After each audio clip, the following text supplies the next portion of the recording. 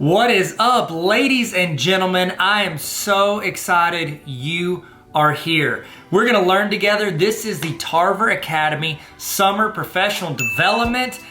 We're gonna learn. Learning's happening. It's going down today. We're about to get started. My name is Tyler. I run Tarver Academy. It's an online resource for teachers and students and educators, and it's a great community where people just get involved and learn and get better. And I throw resources to you guys, throw ideas around. It's just a lot of fun. Just a whole lot of fun, Tarver Academy.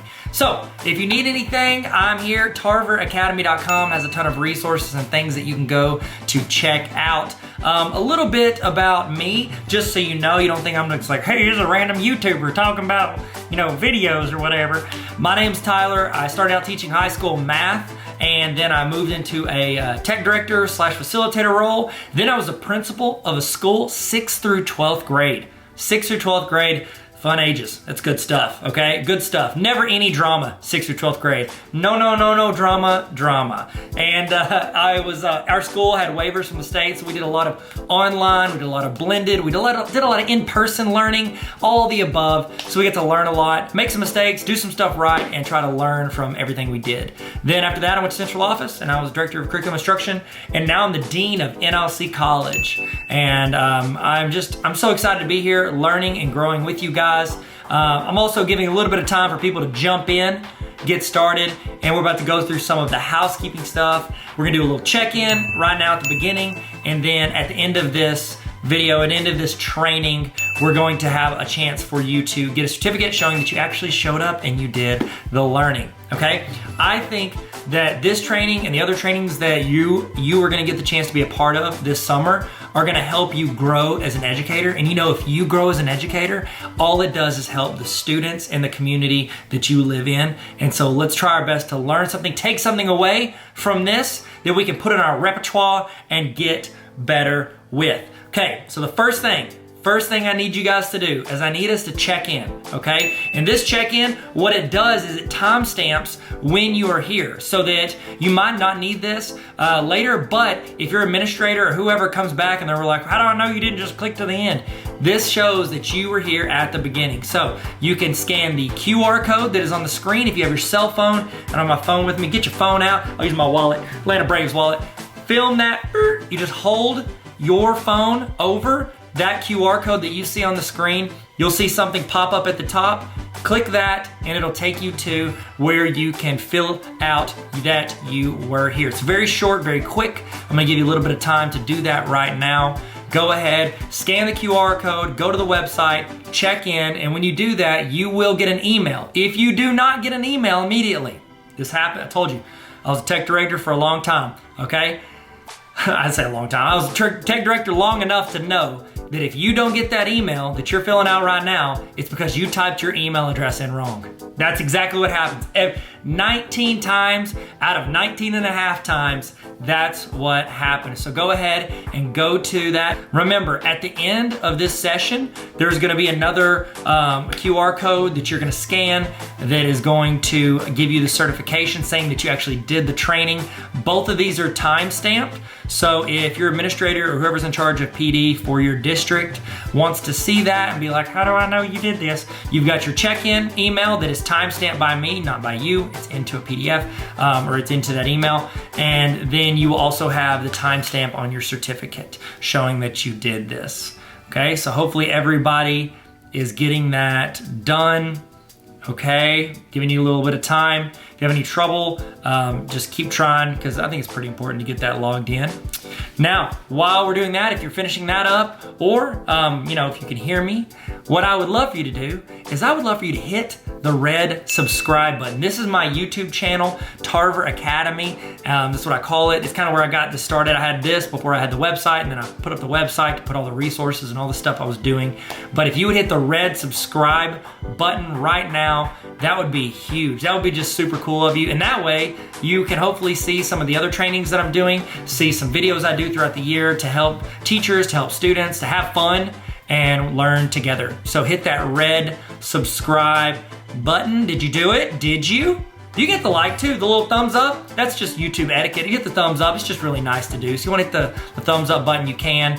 And I would love to start this. How about this?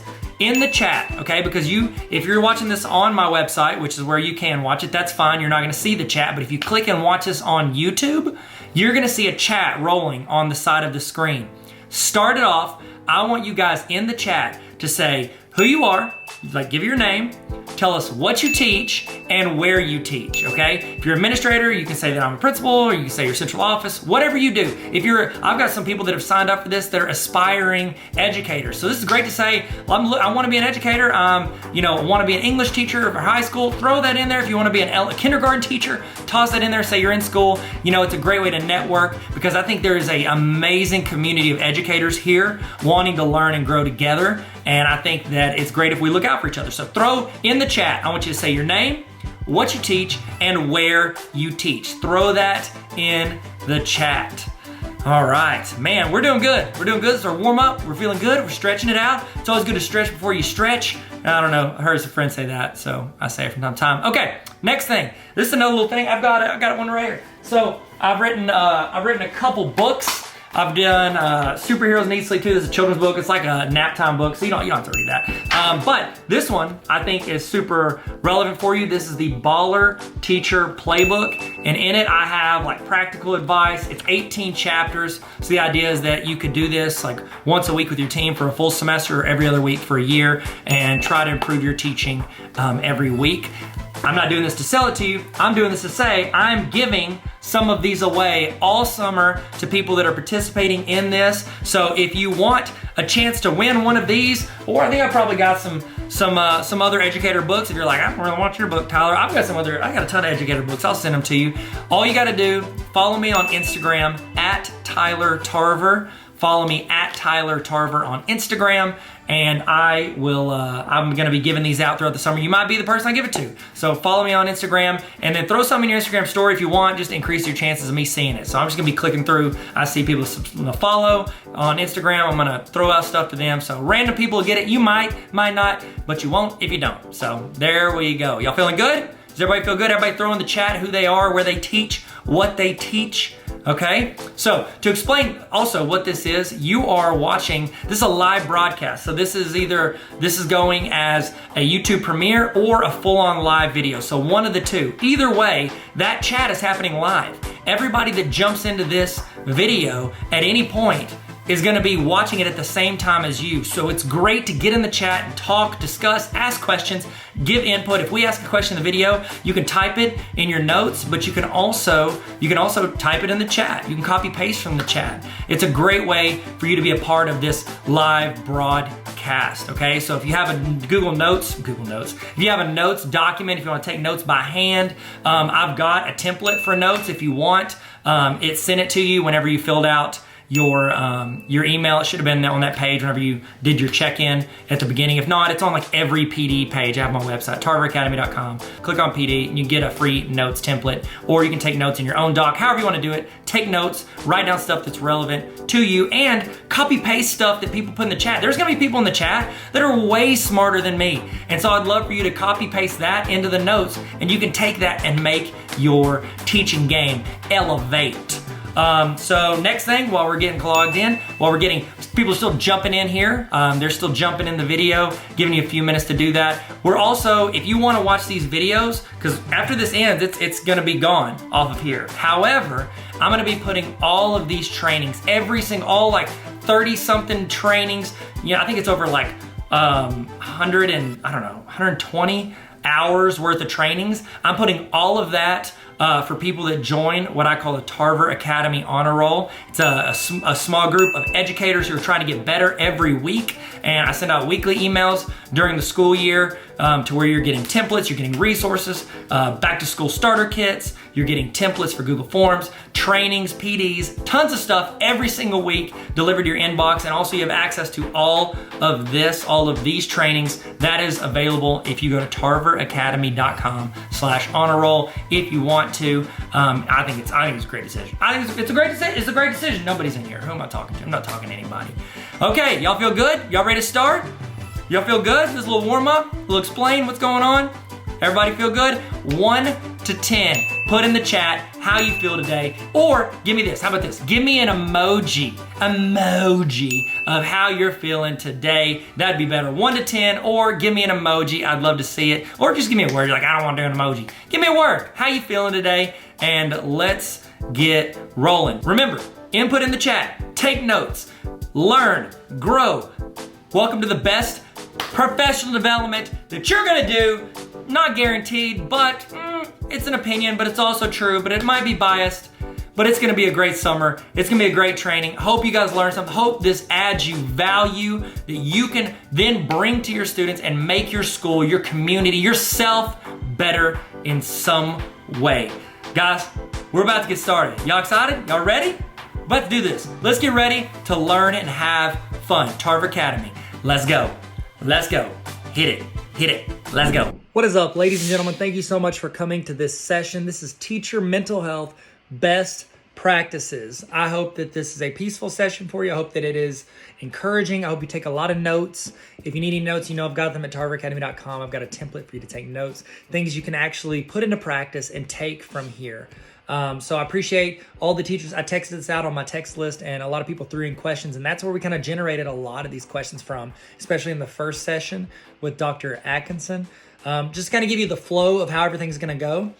For the first good portion, I'm talking with my good friend, Dr. Kevin Atkinson, and he is a licensed therapist. He does all, like, everything that there is to know about, like, not everything there's stuff that he doesn't know, but a ton of stuff that he does is to help people who are dealing with high stress jobs, high anxiety jobs. And we know education is one of those. Like, we have so much responsibility on us, and it's increasingly rigorous of an education. I don't know how else to say it. It's a lot. It's a lot. It's like, that's a lot. Remember that from TikTok? Nope. Okay. So here's kind of the flow of how today's going to go. It's going to start out, it's very conversational. It's very much like I've got some questions from you guys, questions I had, and then questions that my speakers brought in. But for the first portion, about 60% of today's talk is a conversation with myself and Dr. Kevin Atkinson. And he's going to talk through some ideas, some tips, some places to get resources, to get help, things to recognize if there's issues with you or your students or someone you know or care about. So I would love if you would just get a notepad or get something to type on and find a way to record some of the stuff that he's going to talk to us about today. And then the second speaker I have is my good friend, Lindsay Fell. Lindsay is an educator extraordinaire. She's an Apple Distinguished Educator. She's so knowledgeable. And so she is one of the most introspective people. Like, she genuinely puts so much thought into everything she does. And she kind of built out some common questions, things she's run into, things that she's seen other educators run into. And we just kind of talk through, as two educators, ways that we deal with this, and then how we cope with all of the stresses that are on educators today, because we know there are plenty of stresses on us as educators. Throughout the entire presentation, I've tried to add in several breaks. I've got, some where I toss in a break and it's just like me introducing it. And then it's just kind of some TikToks or some Instagrams, stuff that I've done that can just kind of be light. Because I know a lot of this conversation is pretty heavy and it's pretty deep. So I tried to put as many breaks as I could in there. Got a couple promos for some things that I have, like my book and like the On a Roll and stuff like that. But I try to put a lot of breaks in there where you could take a rest, reflect. You can put me on mute whenever I'm on the break. I've got a timer on there so you know how much time you have. You can use that time. You don't have to listen to me. I've got stuff on there so you can get value out of it if you watch, but really I put the timer on there so that you could rest, relax, and maybe step out, get some water, some coffee, whatever you need to come back and re-energized to hear the next portion of the session. So we're going to start with Dr. Kevin Atkinson, and then we're going to roll into Lindsay Fell, and her and I are going to talk about some things that we do as educators to help us.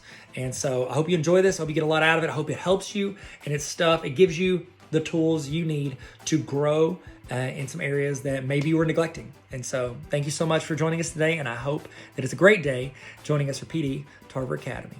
What's up? Okay, let's go.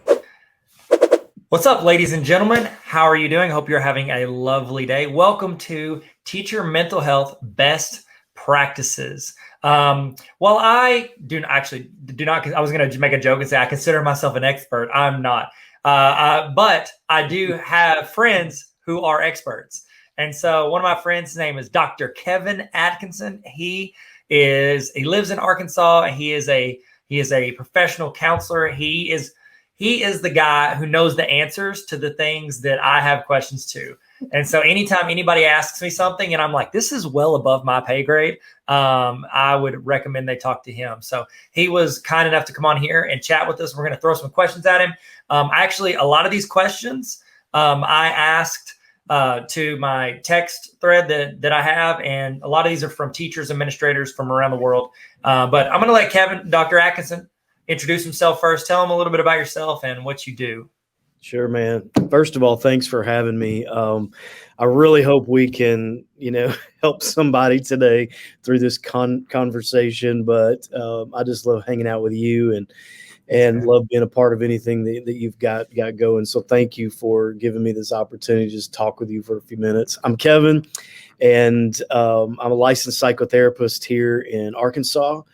And so I've been practicing in this area for, I can't believe it, almost 20 years. It feels like I just graduated high school yesterday, but I did not. So, I've been in this area for a couple of decades and kind of started in addiction treatment, and then decided I think I want to do this a little bit more in depth. And so I went to grad school and finished that whole thing, and then got licensed in the state and was part of several outpatient behavioral health units. And then as of late, I've been working with our local hospital here, who's also connected to the Mayo Clinic. Because of that, we have a psychiatry residency.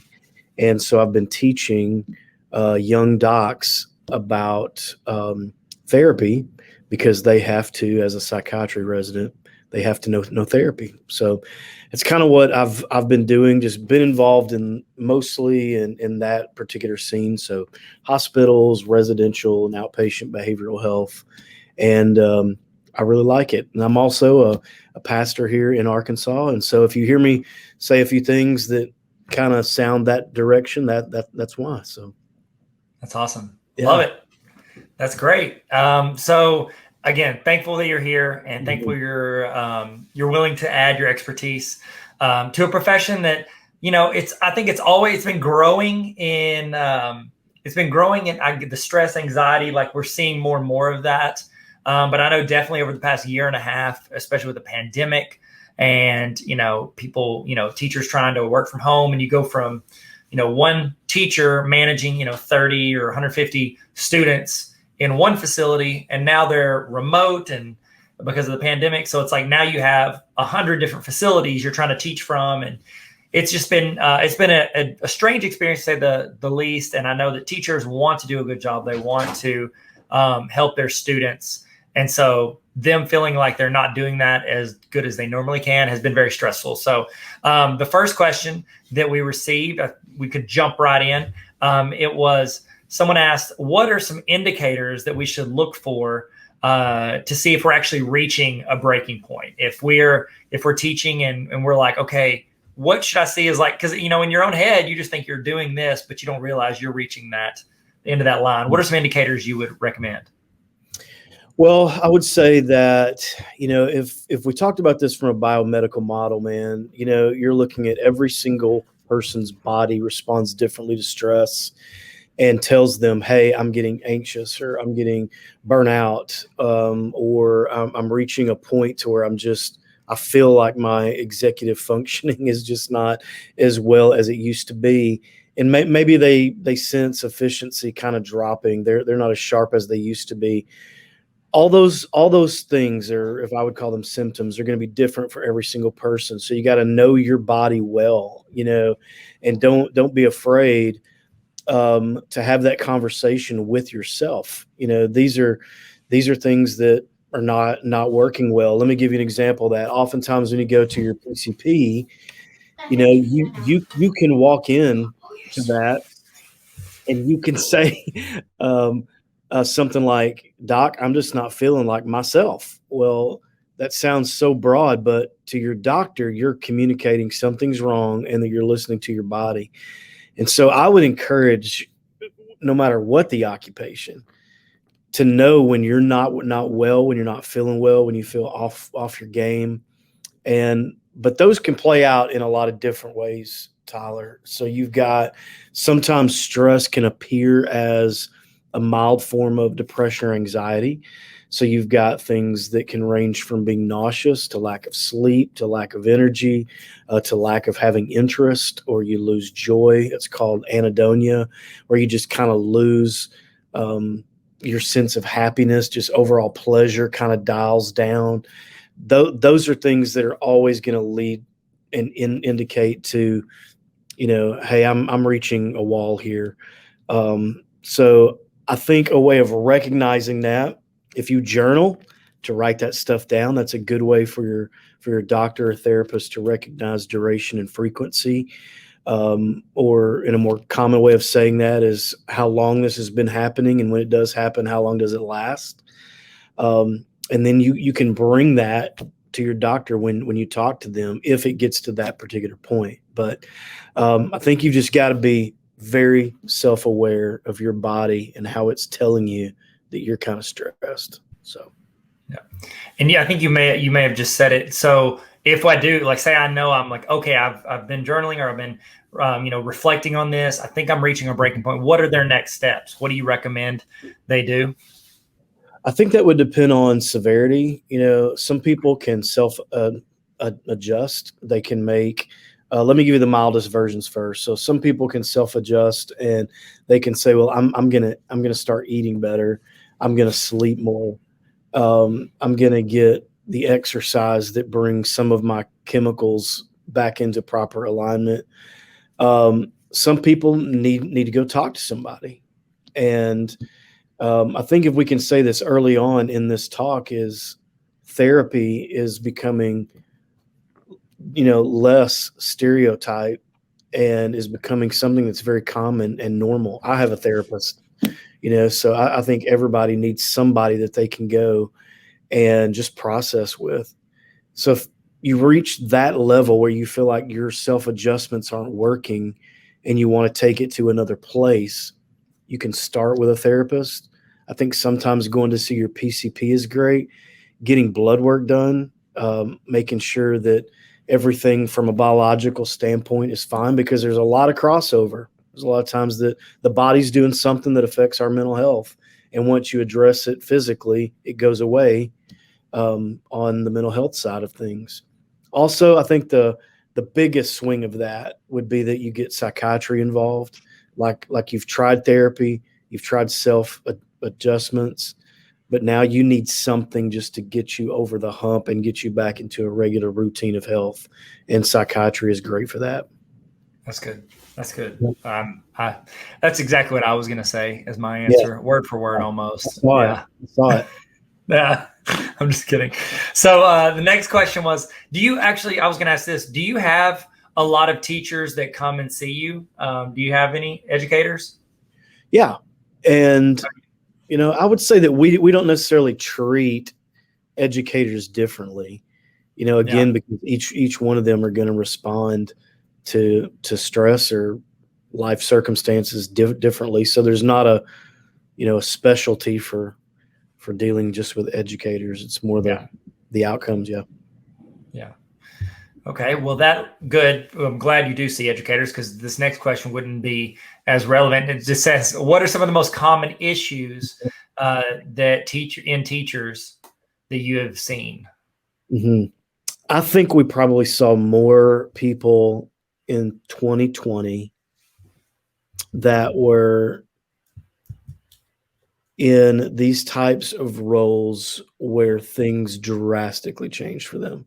Yeah. Like their job stayed, they still had high levels of expectations, but the way they did work completely changed. We saw a lot of that. So in that group were educators. Yes. I would say big question marks.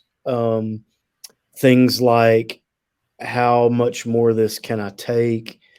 High levels of anxiety, a lot of depression and depressive type symptoms, a lot of people considering career advice. I don't even know if this should be said out loud, but a lot of educators in 2020 were considering a career change. No, that's actually been a huge conversation with a lot of teachers. I've Okay. seen a lot of educators that have been teachers for a long time just be like, nope, I'm Yeah. doing something else. So Okay. yeah, you can say it because Okay. people think it. Okay, then I will say I can't put a stat to it, but I will say a lot of them that came in were considering how can I take the education and skill set that I've developed educating and turn that into a different career. Um, and so I think there was just a lot of uneasiness, just a generalized anxiety among educators, especially this past year. It was terrible. Yeah, I would agree. So what the next question someone had was, what are some, and again, you've touched on this a little bit with, different things, but what are some daily routines or habits that educators can do to reduce some of that stress or any other issues? I know you mentioned some like, getting enough sleep, exercising, eating better, that kind of stuff. And then also journaling. Are there any other habits you recommend? Is there like a thing during my prep period I should do like every day at a certain routine? Oh, Any thoughts? you're opening up this big can for me, Tyler. Why is that? This is just what I love talking about this part. So I may get long-winded on. Please. Let me say this. I'm from a holistic approach. It's where I am with training. It's where I am with practice. I just believe in a holistic approach, and so we can't just treat, the brain. You've got to treat the whole body. And so my definition of the mind, and I use this example sometimes, is imagine like a 3-bedroom house that has a common area, like a living room. And in each of those bedrooms, you've got one entity or one component of who you are in that. For example, in one bedroom would be the body, which includes the brain. The brain and the mind are two different things. So the body and brain would live in one. The spirit would live in another room. The spirit would be the emotional construct. It would be like where your emotions come from. And then, of course, since I'm a holistic thinker, I think the soul is in the other room. And when they all converge into the living room, they become the mind. And so you can't have a healthy mind and just medicate it, or you can't have a healthy mind and just exercise. You've got to have healthy soul, healthy emotions, healthy body, brain to have a sound mind and a balanced body. And so the question is, what are some daily routines or habits? The first one is obvious. You got to have a routine or a habit. So if you're that person who's just so caught up in work and family and the routine and surviving and just trying to get from where your feet hit the floor to getting back in bed the next night, you need to pause and take some time for you and develop a routine or a habit that can greatly impact your life. So if that means eating better, if that means exercising, if it means getting back in touch with your caregivers, with your medical caregivers, if that means pouring into your life, some of you may be completely empty because you've exhausted yourself and you just need to get back into reading and journaling and filling yourself with good stuff and getting into a habit of being positive. And so you got to turn that. And so I always talk about journaling, meditation, yoga, self-care,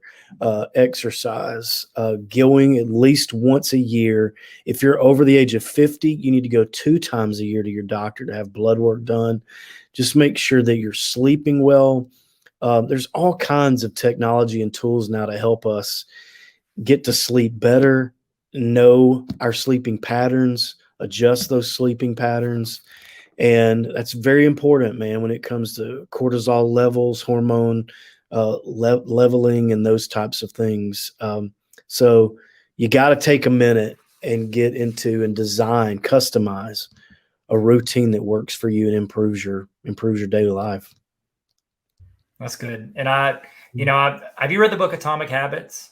by Yes. James Clear. Yeah. So, and he talks about, it's like in that he talks about his more like accomplishment, like you want to accomplish certain things, either like a physical goal or you want to write a book or whatever it is. And it talks about you create these small, it's about consistency, not about like, you don't, I want to get stronger. You go work out for 6 hours one day and you don't do anything for a month. Like, and that's how we treat so much of our life. And it seems like that's what you're saying is like, if you want to see these different rooms improve, you have to figure out, okay, yes, I want this to be my end goal, but I can't get there in a week. I need to do it every day for however long. So I think that's excellent. Yeah. And a slow burn process, slow burn. Slow burn. I had a professor one time who used to challenge us. Keep in mind, we were mid-20s by this point, and he would challenge us every day when you get up, make your bed. And he said, I learned that from the military because something got accomplished, a goal was met, and it was done because you decided to do it. And so he would say, find that one thing, find that something that you can start the day with that's a small win for you, and make that part of your routine. So I thought that was good. That is good. I think I've heard that somewhere. It might have been from you, but I've heard that too. And it's like we have these tasks we want to finish every day, and it's like that's one, boom, right off the bat, easy to do. And you made the choice to do it. It's almost like you not only controlled like, that situation, but like your mind. You like, I chose to do this and I did it, because there's a lot of stuff in my mind I talk myself out of. Like, I'm going to go work out. And then I like, oh, you know what? I want to sleep in a little bit longer. You know what I mean? And my brain always talks me out of it. Okay. So this next question is from an educator out of Texas. They submitted it. It says, how do we turn it off so we can balance it all? I don't know how to shut off my brain when I get home. I feel like I neglect myself, my family, if they're not thinking of like work with their students. It's hard for them to make that transition. So any thoughts or advice on teachers trying to do that? Yeah. Well, the first one is you can't turn it off. In terms of your thought life is continual. That's why you dream at night. The brain doesn't stop. So what we always talk about when we start a process with someone who may have obsessive thoughts, or they have thoughts that they feel like they can't escape from, is to have a purposeful distraction. Come home and purposefully find something that your mind can do to shift gears. It's got to be told and taught to change gears. And so those neural pathways become so routine, and they're so powerful that they get you from point A to point B so quickly that you can easily fall back to thinking about a student or a scenario or a task that you've got to take care of. But it doesn't shut off. You've got to intentionally build a shutdown routine. To give you an example, I was working with a patient one time who just started off talking about just obsessive compulsive type behaviors. And we simply started putting in place every single day a kind of a shutdown process. As she would leave work, she would do certain things. So, computer goes down, desk is cleaned up, something gets put away. Again, you're telling the mind it's time to shift. And just doing those small things and processes started to lead her into being able to let go of one thing and grasp the other. So, you have to think of it much like a trapeze. There's a time where you're letting go of one thing and grabbing the other and making that new swing. So you can't just shut it off. You've got to do something intentionally to segue your thoughts to something else. Sometimes, and this is going to be a statement that is a stereotype, but oftentimes I will tell men to go do something mindless, go mow the yard, go clean something, go tinker around in your garage, something that's tactile, requires a little mind work, and it will let you shift gears there into something different. That's good. For me personally, what I've found is like listening to something like that way. I'm not the one that's having to generate the thoughts. It's like I'm just hearing someone else's thoughts And, I'm not good at memorizing anything, but like I able to hear it and just kind of like, it's like going from being the teacher of my life to the student. And so like podcasts or audiobooks, things like that. And I found it personally, this, again, I'm not the best at this, but I found personally, like I used to, there was a time where I worked about an hour and 15 minutes from where I lived.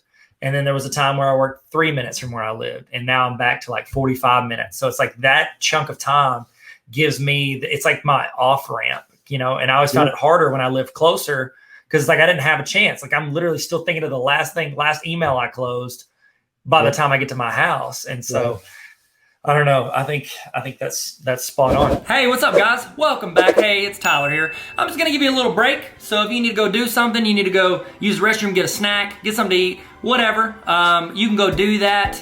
I was gonna chat with you about some stuff, give you some time to do that and check in, maybe say hi. If you want in the chat, let's do a little check-in. In the chat, how you feeling? Toss in your emoji of how you feeling right now. Let's do a little emoji checkup, if you will. So while you're doing that, I do want to give, you know what? I spent a lot of time writing this book, and I genuinely think this book is going to help you in your classroom. It's gonna inspire you more than anything. It's a read with me, and one of the things that I feel like I've never been the smartest dude in the room. I've never been, the most talented, but I'll say this: I was always been pretty approachable. I think I've been approachable, and I think what this is, I've tried to be as relatable as possible. I'm talking about my experiences, things I've run into in the classroom, what I've learned as a teacher and as an administrator and as a student, what I learned. And so this is the Baller Teacher Playbook. If you're interested in checking this out, I recommend. Of course, I recommend. It's my book. It's not the best book on education, but I think it's good enough to help you in some way. It's got a lot of practical experience in it. I've got quotes. That's a do you boo boo. I could have picked a better chapter. Here's one thing. I want to show you one thing that I did at the end of each chapter because I know teachers. Okay, I put in practical application. I put in reflection because we know reflection is important, even though we never have time to do it. But it's got spots for you to write that in. So this is something you can work on by yourself or with your team. But here's the part that I did, and this is legit just for teachers. I don't know if you can see that. I put in, at the end of each chapter, I have a section called TLDR. That's internet talk for too long, didn't read. So what that means is, let's say you've got a team meeting, okay? Because there's 18 chapters in here. That means you and your team, or you and your building, you can go through a chapter once a week. You meet on your planning period, spend 10 minutes talking about what you did, what you tried, what worked, what didn't work, stuff to help improve your class and improve your students. Every week you can do that. Have you ever done this? In the chat, be honest, you ready? Have you ever had a team meeting where you're supposed to read something and you're walking over to the meeting and you're like, oh no, I forgot to read the thing I'm supposed to read that we're gonna discuss for like 15 minutes. So you like just try to chill and like hopefully don't get called on or get called out for not reading it. At the end of each chapter, I have a section called TLDR where in like 2 to 5 bullet points, I summarize the chapter. So you could be walking to the meeting, you could read these 3 or 4 bullet points and be able to have a conversation about the entire chapter. There's stories in here, there's practical experience, there's ways that I messed up, ways that I failed, and then ways that I feel like I succeeded, and just talking through what I learned from both of those. And I would love for you to learn and grow with me. So if you want to check out that book, it's on Amazon. I'll have a link on the screen if you want to get it. Link is in my bio. I link links everywhere to it. So Baller Teacher Playbook. I think it can help you in your classroom. Okay, we're about to get started. Kick back into it. Hopefully you're ready to roll, ready to go. And let's jump back in. Let's jump back in like Michael Phelps, okay? Well, does that work? Does that work? I mean, he jumps into the pool. That's what I was going for. I need to know more like high diver. High divers would have been better. I'll tell you this. We're gonna stick the landing like Carrie Strug. Y'all remember her? Carrie Strug, remember the Olympics? Georgia Olympics? Atlanta Olympics? Remember that? It's okay. It's a very narrow reference. All right, let's get started. Let's kick it off. Let's jump back in. Get your notes out. Get your screens pulled up. Get your coffee ready. Get your ice water. Your sweet tea. If you're from Arkansas like me, you know you like that sweet tea. And we're about to kick it off. Here we go. Let's get back in it. Let's get back in it. I'll see you guys. I mentioned this at the beginning of that answer. You talked about processing to go to sleep, like a shutdown procedure. The next question is from Laurie, who actually I've never read this. Have you read Take a Nap, Change Your Life by I have, Sarah Mendon? I Okay. have, They recommended it. I have not. If I'm going to read one book, it's going to be your book, Dr. Atkinson. I'll read your book. Available wherever books are sold, correct? yeah, you're right. Okay, great. Baller Teacher Playbook. Isn't that what it was? Yes, I'll that's buy what it it every day. was. My man. So That's right. that was their recommendation, was take a nap, change your life. I haven't read it, but then they had a question for you, which was, what are your sleeping recommendations? Mm-hmm. Well, first, I mean, we're really finding, sleep studies are becoming so well done and are becoming more mainstream within the medical community. If you haven't had a sleep study, you should get one. They are a treat. What you'll find out. But I would say a sleeping recommendation is going to depend on your age, but you need to at least be getting 6 to 8 hours of rest at night. Um, I have a personal process leading up to that. So mine is just simple. I don't allow myself any technology about an hour before I'm wanting to go to sleep. So it's very conversational, or I'll read, or I'll listen to music. Nothing that's going to ramp my mind up. Um, I'll sit outside, something that's very relaxing for that hour before. Now, I'm not laying in bed doing this. I do not have a TV in my room, so I don't let myself be tempted to watch television while in bed. I'm trying to get my mind to identify my bedroom as a place of rest. And so I'm not trying to create multiple spaces there. And I would also say a nap is amazing if you can do it. Now I've worked for a few creative companies where we had sleep pods in our offices, and so over your lunch you could go take an hour nap if you wanted. Do they have that in school systems, Tyler? Sleep pods? Not they don't have it for adults. They do for very young children. They're usually, the pods look like a red and blue mat that folds Yeah, out. That's what it yeah, looks the like. red and blue mat. I remember those. Yeah, I think So actually they got rid of that at a lot of schools for kids. So now I have had, some of the adults that I've worked with, part of their daily is when they come in from work, they have told their family, for the next 30 minutes or 40 minutes, I'm going to take a nap. So if they get home at 5, don't talk to me till 5:45. And then I'll start the nightly process of cooking dinner and helping kids with homework and all that. And that's still a great time, especially if you're normally in the 10 or 11 o'clock at night hour of going to actual sleep. A 5 to 5:30, 5 to 5:40 time is still a great nap time. But you got to have some boundaries. And we may talk about that some in this talk. I don't know. But you're going to have some boundaries with your family or whoever needs to get them from you so that you can incorporate rest. But those are my sleep recommendations. Very simple. Be sure that you're getting it. If you're not getting it, make some changes. See your doctor. Get whatever you need to be sure that you're getting rest. that was good. That was good. I had the next question, which these are not related, so it's not a very good transition that I just made. So the next question is from an educator out of Indiana. Okay. They had another recommendation as well. They recommended, it's called the Principal Mistreatment of Teachers. It's by Joe and Joe Roberts Blaze, I think is who it's by. I haven't read it yet, but their question was, what are some strategies for dealing with an administrator or boss who is like putting a lot of pressure on you? And they even said to the point of bullying teachers, to where it's like that. I don't want to, I'm not trying to stereotype that kind of boss, but a lot of times you see that with a little bit more old school mentality in education. Traditionally back in the day, it was like your coach, your football coach, then became an assistant principal, then became a principal. And like, that's how now administrators, I think we've done a good job of like kind of spreading out. But that mindset of like, I'm your coach, you are my player, like kind of way of treatment. What is your recommendation for teachers who may be dealing with an administrator with that mindset? Yeah, I think this falls great into the boundaries talk that we were just talking about. In professional settings, boundaries have to be shared by good communication skills. So a boundary in my profession is basically this. It's the parameter you have around yourself that says, this is what I'm going to let myself do. This is what I'm going to allow to be said to me. This is how I'm going to spend my energy. And I'm letting you know that this is the boundary for that.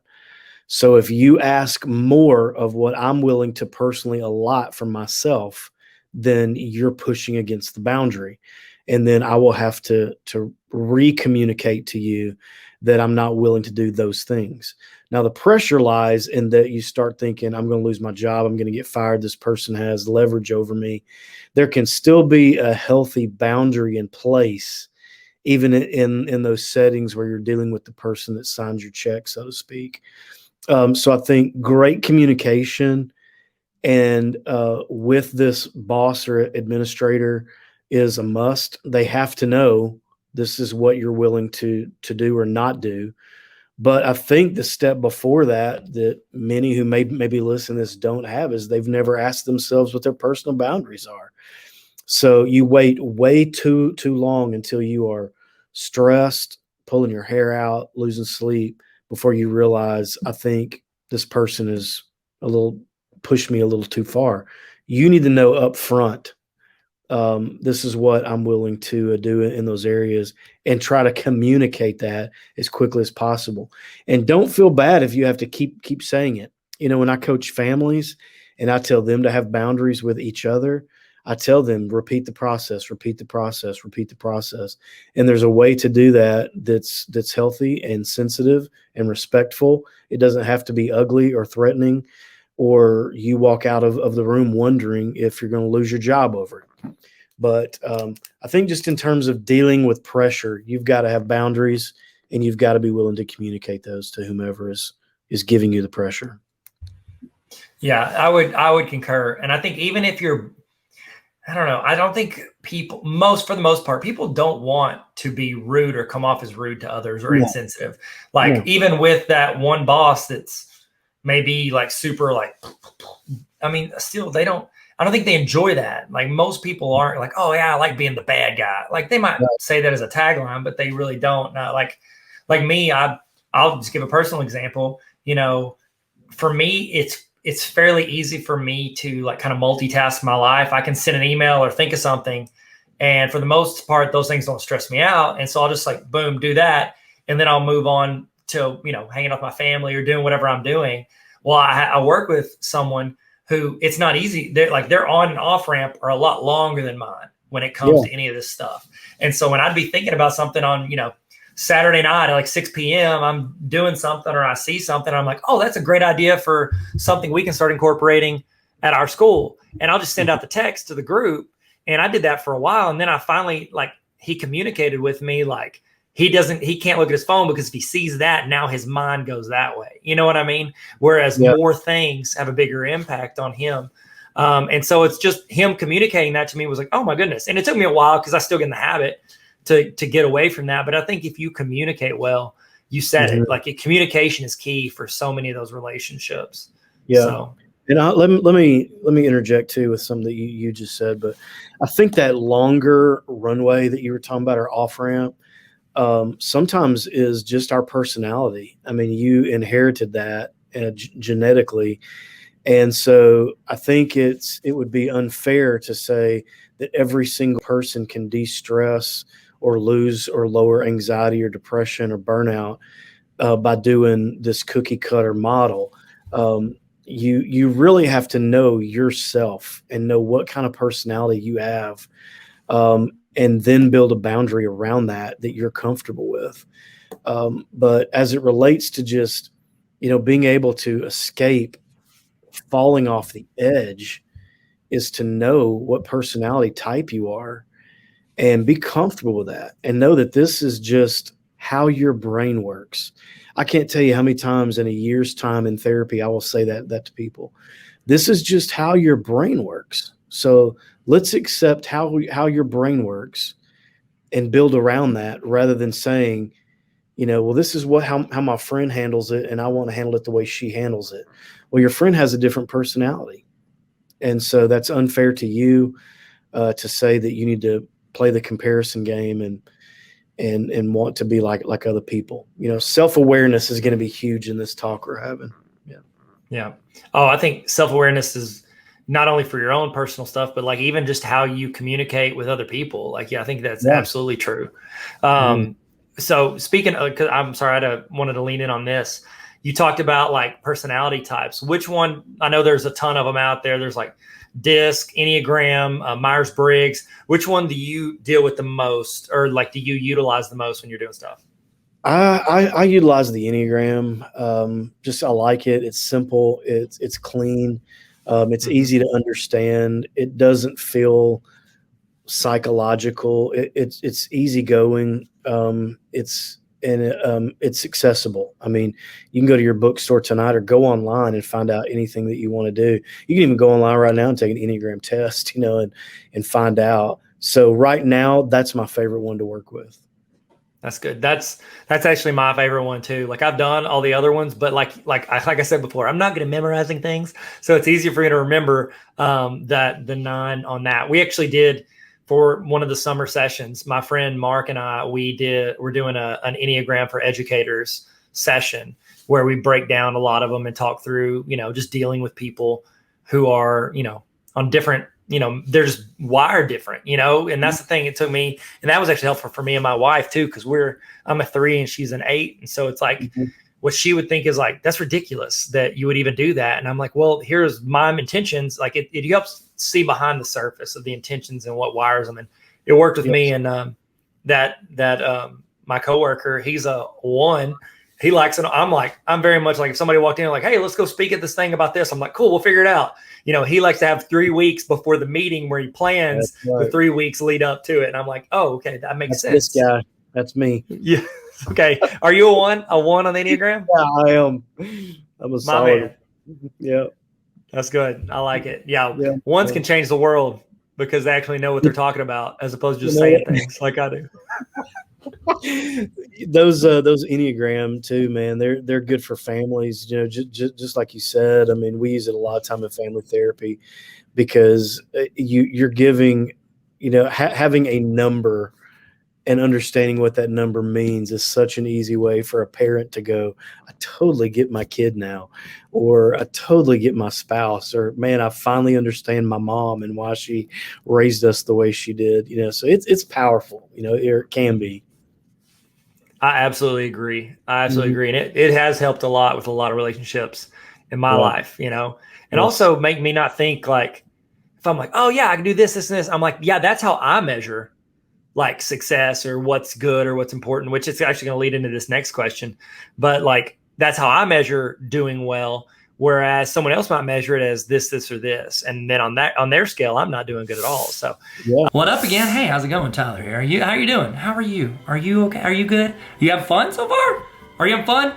Okay, in the chat, let me know how you feeling. Let's do, let's just go teacher on this. A is, you can A+, you can A, B, C, D, F. Oh my goodness, don't put an F, that's terrible. That's so rude, man, why would you do that? Tell us how you're feeling right now. If you learned anything, if you're growing, if you're having fun, any of the above, tell me, give it a grade, A to F. And if you want to explain yourself, you most certainly can. But just don't be mean.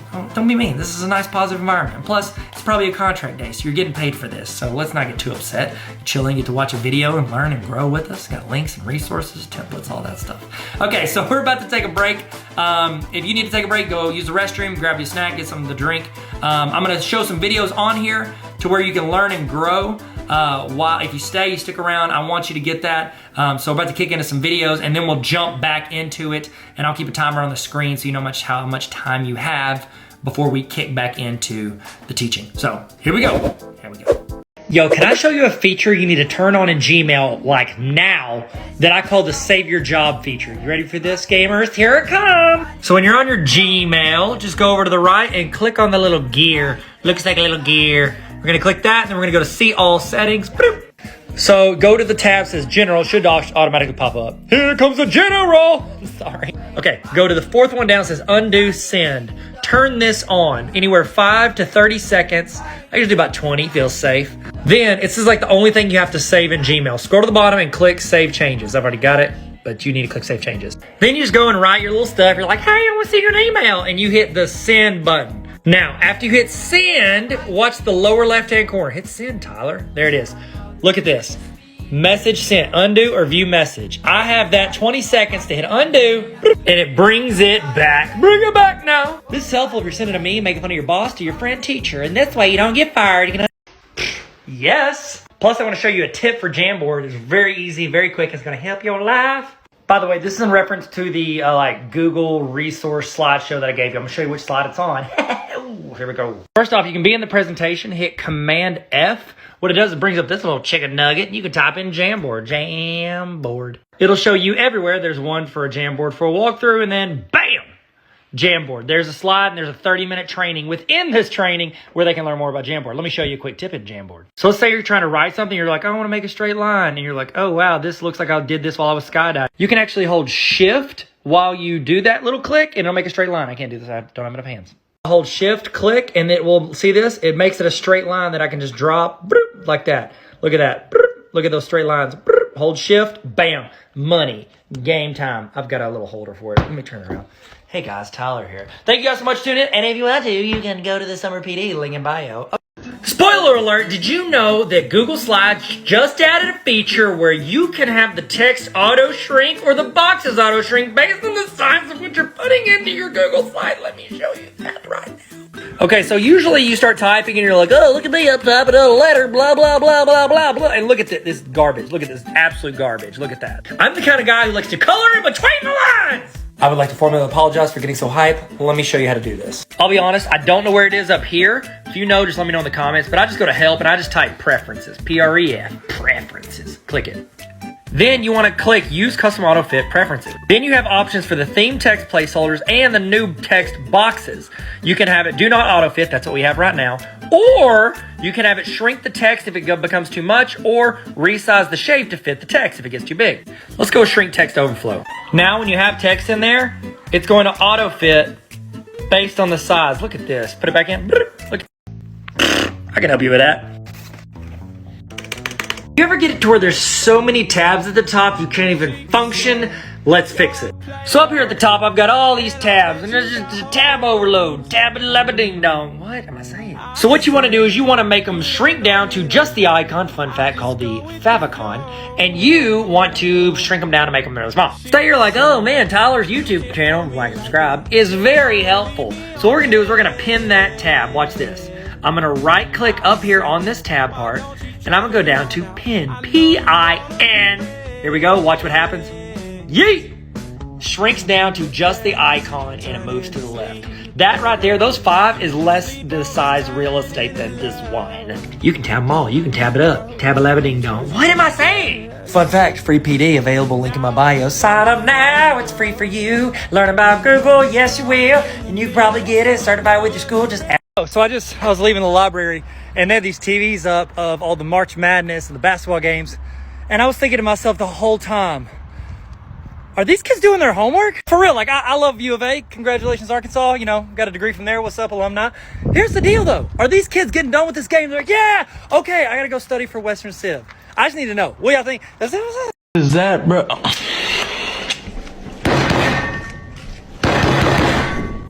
The next question, this is from Cindy. Cindy said, the common thing pushed on teachers is, what are you doing to make a difference for someone else? How can teachers fulfill this, but also not neglect themselves? So any thoughts on that? I think this question is pointing to how can I give away what I have, but still continue to feel myself. And I think this is a word we're all accustomed to, but you got to find some balance here. I hope it makes someone feel better to know that this is such a common question asked of me in a professional setting, because you've got people that are hardwired to be givers. They love to teach, counsel, educate, provide. Something in their professional setting requires a giving motion of some sort. And so at the end of the day, they do feel empty. They feel like everybody got it but themselves. This reverts back to that first or second question we had about routines and habits. So again, you've got to recognize where that gauge is going in your life, much like a gas gauge, and know when you're getting empty, when to fill up, when to take a break, and more importantly, to know what fills you. So I think again that's a personality thing. Some people read, some people rest, some people go on vacations. Like my wife and I, when we go on vacation, she will go to the beach and sit in a chair and stay there all day. That is not me. I'm more, I want to go 100 miles an hour, see everything I can, do everything I can. She's like, how did you in one afternoon spend $500 doing stuff? Because that's what fills me. Activity fills me, and exploring and seeing new things fills me. And so you've got to discover what that is in the context of this question. Is be a giver. A lot of that is going to fulfill you anyway. That's part of the passion on your life, is to give it away, whatever it is that you've got, but also know what fills you up and schedule it. I think it's Michael Hyatt that says what's not scheduled doesn't happen. So you've got to be intentional with this. You've got to know what fills you, put it down, schedule it, make it happen, and make it sacred. Don't let just anything move it off your calendar. Keep that on there so that you can stay full to give. That's my knee-jerk reaction to that, Tyler. That's good. That's good. I completely agree.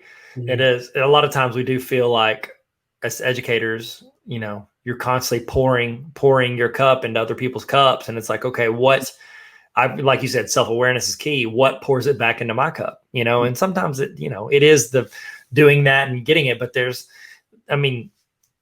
whenever we do interviews for teachers, we always have a question where it's like, what do you love most about teaching? And 9 times out of 10, they say something like seeing that aha moment in students, like when they get it, like when you've been pouring and pouring into them and they finally get it, like that can refill a lot of your cup. But then as a teacher, there are times you go weeks without ever seeing that aha moment in students, where it feels like you're just pouring and pouring. And it's like, you start thinking like, is there a benefit to what I'm doing? Like, are they getting this? Is this moving the needle for this student at all? And so it's like, then I could see where it drains you even more, not just like energy and exhaustion, but like you don't feel like you're getting that back. And I know, one of the negatives of being remote is, if they do get it and they're like, oh, I get this, it's not like you see that because they're getting it, behind a computer screen.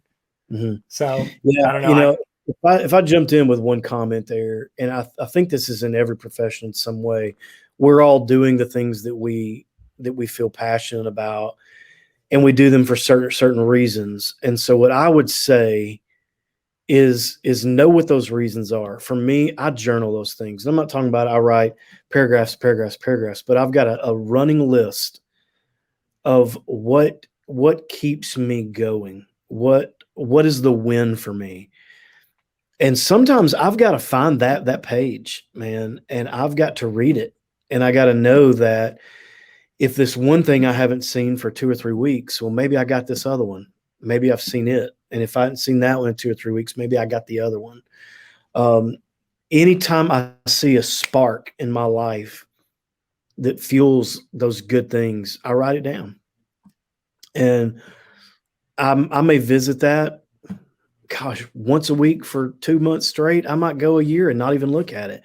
It just depends on how life is treating me. But I do keep a running list of the things that I want to be reminded of as to why I do what I do. That's a really good idea. That's like short-term, long-term, like that's a fantastic idea to think, always be able to think about like, why am I doing this? So that's great. That's I think I just made and this might be something teachers can do on their own stuff, but I just made a template. It was for like summer PD. It's like you get this flux of like, oh, I get to chill, but then also I'm sitting through like 6 hours worth of training. Like, hey, what's up? Like we're doing right now. But you get to sit through these trainings. And at the top, I put a box that says like, why am I doing this? Like, what is my goal here? And it's like, if we're not reminded of our goals, it's easy to just kind of be in the middle of the race thinking like, oh my goodness. It's like if you're running a 5K and, you know, around a mile and a half, you're like, you've just been thinking about running on the road. You're like, this is a lot of work. But then you remember, like, no, I want to finish this race. I want to get the medal. I want to complete the race. So I think that's a good. I like that, Kevin. Yeah. Dr. Atkinson, sorry. Dr. Atkinson. Atkinson. One more thought to that. Yeah, go. That when a lot of times as adults, we think about some of the exercises that we're talking about and we look at them as childish. Like that's something I would ask my kid to do. But there is such a psychological connection between the tactile and vision and seeing it and getting it in you. And we forget as adults how powerful that connection is. A study, and I think I read this in the New England Journal of Medicine, and I shouldn't say that without being able to give article number and all that, but I'm going to. A study was done from human resource departments and interviews for significant positions. These were upper level positions for either C-suites or mid-level managers that had a lot of say-so in a company. The first question was, why do you want this job? And the statistics were high, over 80%, either stammered through that question or could not answer it. So these were people who had been doing this type of work for years and years and years, or were looking to climb a ladder and could not communicate why they even wanted to do it anymore. And I think that just reinforces this thing that we're talking about right now, is being able to have that in you all the time to identify why you're doing it and what that win is. And so I just wanted to echo what you're talking about and kind of strengthen that by saying this is not something childish. This could actually get somebody who's listening over the hump and get them back engaged into something that they're very passionate about. That's good. That'll preach. That you put that in your book. Make sure y'all go buy Dr. Atkinson's book. I really hope that the search goes up for Dr. Atkinson book on Amazon. You're gonna be like, what? Hey, but then if people are watching this in the future after your book has dropped, then it's going to sell. That's right. I'm gonna have to start writing right now. I'm just gonna write down a few things on Post-its, and then the book is just pictures of your Post-its. I like that. Hey, if y'all need an appetizer, Baller Teacher Playbook, what's up? Always plug. I'm just kidding. All right. So, okay. So this, I mean, honestly, you said it earlier. You said there, it's kind of breaking down over the past, year or two. It's, as I say, really over the past year, it's been ramping up. Like the stereotype between mental health and, being able to figure out like, okay, I don't need to just suck it up and move through it. You know what I mean? Like the ability to sit back and reflect. I think you said stereotype, which I think was a great term for it. What do you recommend educators do, or ways they can, whether it's in education or outside of education, to help raise awareness, and bring that into the field of education? Like what can we pull in to help raise the awareness to teacher mental health? It's a great question. And I would answer that by saying, like everywhere, we've got to give it a place. Mental health has just not been given a place, at least by the generation ahead of us. It was either considered something scary, or we used terms like crazy. We didn't understand it. But mental health has come such a long ways in the past 50 years, especially. And we have a place for it. We have a very comfortable place for it. Advancements are happening so rapidly in mental health that are so good, helping a lot of people. Institutionalized patients, are dropping significantly because we're doing so much better work. So that's what I would encourage any superintendent, administrator, board of education, give it a place. Let's have conversations about it. Let's keep it to where our students can discuss it. If you get a one-on-one with a student and you sense that that's what they're wanting to talk about, go with it. Just give mental health a place. And I'm teaching that anywhere I get the opportunity, is let's welcome this taboo topic to the conversation, so that's where I would start, man. Just give it a place. And then from there, bring in people to talk about it. If you don't know about it, find someone who does, get them in there, ask a lot of questions, write a lot of stuff down, and the people who are responsible for the culture in your system, get them talking about mental health. That's one of the best ways to get awareness going. That's awesome. And I like, if we, cause now I'm with the college, but if I was still in public ed, like I would legit think about, you always have like 4 days, like the week before school starts, where you do like little trainings or you bring people in, and there's always stuff like you'll have a police officer, school resource officer come in and be like, here's some procedures on this. You talk through all this stuff, legal things. I think it would be a fantastic idea for schools during that back to school week to just somebody come in, like somebody like Dr. Atkinson, hit him up. What's up? But somebody like you who could come in and talk for 30 minutes, give them some tips, talk stuff like we're talking about now, and then maybe even answer a couple of questions. I think literally just letting someone come in the door who's able to talk about it and pour into that conversation. You'd be very surprised at how many people are out there wanting that phone call too. Let me come talk about it. How many people would donate that to the school system? Just donate their time just to be able to open the door to a conversation. So yes, don't be afraid to invite people. They want to talk about it. I'm as passionate about this topic as others are listening about education. So make that invite, reach out. So many people will do it for free and love doing it. So it's a great place. Awesome. Mm-hmm. Well, they can use their PD budget and pay. They need to pay you guys. So, but I'm sure they would do it for free. But that's I don't know. Just me thinking as an administrator, like that's an easy way to just be like, hey guys, it's okay for us to talk about this. Like you don't have to just talk about this with your best friend or your spouse, like, or just hold it in. Like let's discuss it. And if you're struggling, want to figure it out. I don't know if it's a thing. I only heard it like one time from one counselor. This is like when I was a teacher. It was near the end of when I was teaching high school math.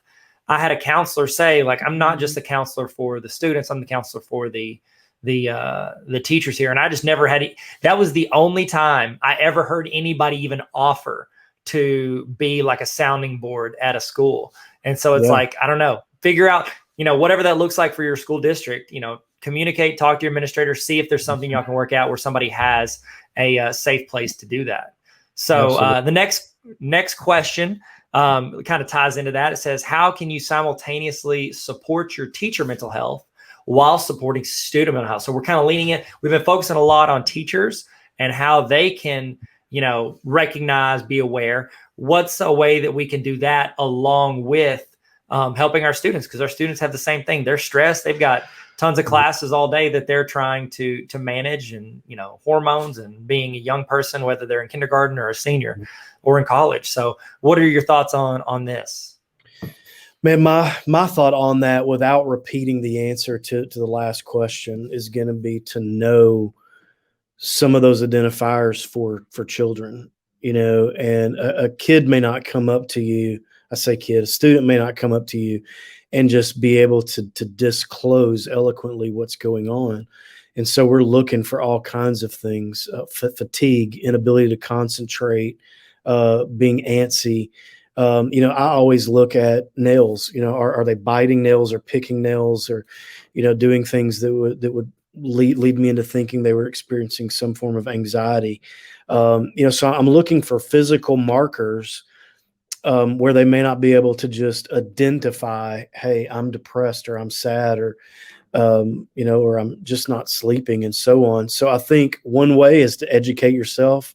If you can have a professional come in and talk only about identifying that in children, there are some great specialists out there who can do a fantastic job of just educating you on how to identify that with students. But I think you've got to dial up your sensitivity and your awareness of the classroom, and kind of know, this student is acting differently than they were a month ago. And just, again, awareness. I know I've said that 10 times already, but that's really where the key is with a lot of this, is just being aware. And then knowing, I guess the next step was, once you are aware, having a resource to take that student into the next place. So there are a lot of agencies who sign contracts with the school system. Mhm. There are even a lot of medical models going where a doctor visits the school one day a week and just will talk with students. I know in our residency here, one of our two-year or 3-year resident goes as a psychiatrist, goes into the school systems and talks to teachers, talks to students, talks to whomever wants to ask questions. Just an amazing partnership taking place there. So getting them into the step that's past awareness and into getting some help if they needed it, I think is always great. Yeah, I agree. And that's the thing. A lot of times they just don't know where to go. Students are like, okay, I might be dealing with this, but what is the procedure? It's hard Mhm. enough to get them to remember the procedures to do a multi-step equation, much less who to talk to and how to deal with, Mhm. anything that's going on. And I'll throw this into Tyler. I did school-based therapy for about five years, where I would go in and do testing or therapy, and even meet with families. I had one school system that would let me use their office or an office space after hours, so I would stay there from like 3 to 7 and meet with families. Some school systems are very leery of bringing in an agency, either because they don't want the students brought out of the classroom for that amount of time, or they are open to so many agencies that now there's 4, 5, 6 therapists working the school. And I understand 100% the frustration in that, but I do believe that there's a solution to get students help without monopolizing their time, without it being a nuisance, without there being any fear from administrators on privacy, or overstaying one's welcome. But there's got to be this partnership, and I want that so badly for students to have immediate access. And I don't even know where I'm going with this, except to say that I hope school systems will just encourage the conversation of going, how can we immediately get students in the right spot if we needed to? That's good. I think we've talked about this before, but when I was a principal, we actually had a partnership with a clinic in our area to where I got to be in interviews, and we hired someone that worked for them, but was in our building like every day during the school day. And so, students, they had set appointments where they would go speak with them. And then also, like, say a student got done with class early and they're like, hey, I'm done with my work for today. Is it okay if I go talk to him for a second? And they would just go into his office and talk and chat, and just kind of like, it gave them a safe place, because it's not their friends who are going to judge them or spread it or talk to anybody. It's not their teacher who's more concerned, not to say more concerned, but very concerned with like academics and don't get distracted. And I've got to teach this, this, and this. It was somebody that could just sit there and listen, and it became a great outlet for them. And they knew, like, if you get done with your stuff, like, great. Or say you're in the middle of your stuff and you're just like, no, I need to talk to somebody. There were times when students would get so upset. They would come to me because were a discipline issue. And I would just be like, hey, I would love for you to talk to, your counselor before you come in here. And that was the person that was set to be in there. And then also we had, you know what ALE is? Alternative Learning Environment. Yeah. Okay. So we had an ALE in my building, and those students are in that room all day. And we had a set class period every single day where that person would sit in the room with them. And it was just, he's building relationships with them. He's talking. It's like almost like a group talk through, and he's doing that. But then if somebody had something, then he would take them out and talk to them. So it was part of us starting that school, was being able to have somebody dedicated to just the students. And so Fantastic. I think, love that. yeah, it was really cool. And I think, looking back now, because as a principal, you're caught up in everything, like teachers and academics and grades and everything. You don't realize how special that certain aspect of your school is. And, we just did a really good job in hiring, that person too, the group and I hired, he was just excellent. And students, sometimes it's just them stepping out of their classroom and talking in the hall for a few minutes, and it's nothing more than like sharpening your pencil, and you get the chance to. Yeah. It certainly does not have to be this deep therapeutic process where, you're going to spend 90 minutes with a student. It can be very small and still be very impactful at the same time. I agree. I completely agree. What up, Tyler again? Wow, how you guys feeling? Y'all good? You good? Are you good? Okay, in the chat, this is what I want you to do. In the chat right now, I want you to tell me what was your college major. And if you're still in college, you want to be a teacher, or you're just here to learn and grow, I want you to tell me in the chat, what was your major in college? Okay, tell me what was your major in college. And then what do you actually teach now? Are they related? You don't have to. Just tell me where you went to college. I'd love to see. Throw it in there. We're going to say, if you see somebody that's the same one, reply to them. Give them some knuckle bumps or high fives or thumbs up or peace signs, whatever it is, smiley face. That's my best emoji, smiley face. Like that. Toss that in the chat. And let's just talk about where we went to college. And the reason I'm bringing that up is I'm actually the dean of a college.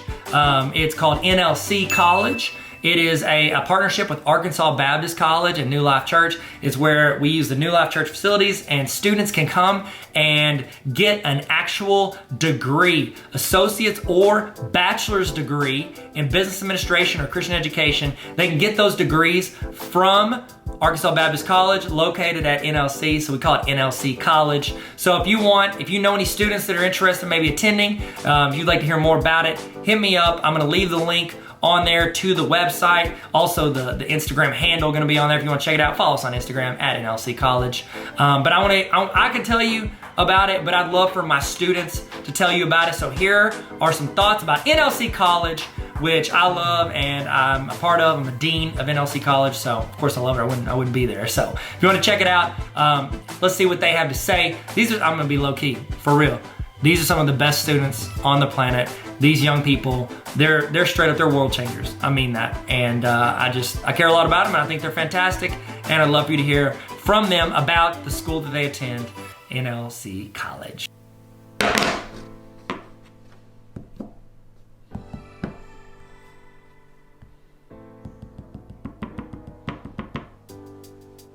go to NLC College, and two things that I miss about it there are the people whom I miss and I love very much, and the intramural sports, specifically volleyball. Okay, so if you don't know this, I go to NLC College, and my number one favorite thing about the school is the community. I've met some of my best friends there that I have for life, and my second favorite thing is serving at events with the school and putting on preview day. What's up, guys? You know, something I love about NLC College is all the free coffee and coffee mugs that they give you. Hey guys, I just finished my first year at NLC College, and there's two things that I really, really miss. One being just the family aspect of the school, and two, chapel. I miss worshiping with my friends. What's up, everyone? I want to get on here real quick and tell you all about why my college, NLC College, is the best school ever for two reasons in particular. One, the community I've been able to be a part of, and two, the opportunities that have opened up for me since I've been going to school there. Y'all, I just finished my first year at NLC College, and it was absolutely incredible. I already miss our weekly leadership development classes and just getting to be up at the church all day, every day. Hello. I go to NLC College. I love it because JK, I do go to NLC College, but two things that I love about it is one, you're always held accountable, and two, everyone in the community pushes you to be the absolute best you can be.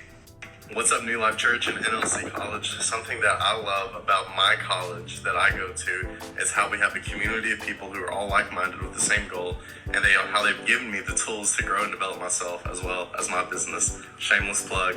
Guys, I just want to hop on here and talk about my school. I'm sad that it's my last year at NLC College, but I'm thankful for everything that I've learned, like how to live life right and by the Bible, and definitely I love Dr. Q's jokes. What is up, guys? So if you didn't know, I just finished my first year at New Life Church College, and by far my favorite things about it are one, the community of people that you're surrounded by, and two, all the free time you get to do the things you're passionate about and just to hang out with all of your best friends all the time. So one thing that I love about New Life College is that it didn't slow me down from doing what I wanted to do with my life, which was music. It actually supported me. New Life College feels less like a school, more like a family to me. So yeah, that's one of the main things I love about the school. Hey Hey guys, I'm here to share two fantastic things about NLC College. So one is the community that you get when you go to NLC College, and then how caring the professors are about you and your grade. Hey, what up everybody? I wanted to let you know a little bit about NLC College, the school I go to. I'm gonna tag them here so you can go to their page. But one, if you're even thinking about going there, please sign up for housing. It's such an amazing experience. And two, the community there is like none other. They're all... Things I like about NLC College is Tyler Tarver, he's the best. And number two is that it's affordable, so, cause you know, I'm gonna be broke. And, or I am broke, but that don't make me too broke, you feel me? Okay, hey guys, I go to NLC College, and the number one favorite thing I love about that school is the community. I made friends there that I'll have for life. I'm zooming in. Why?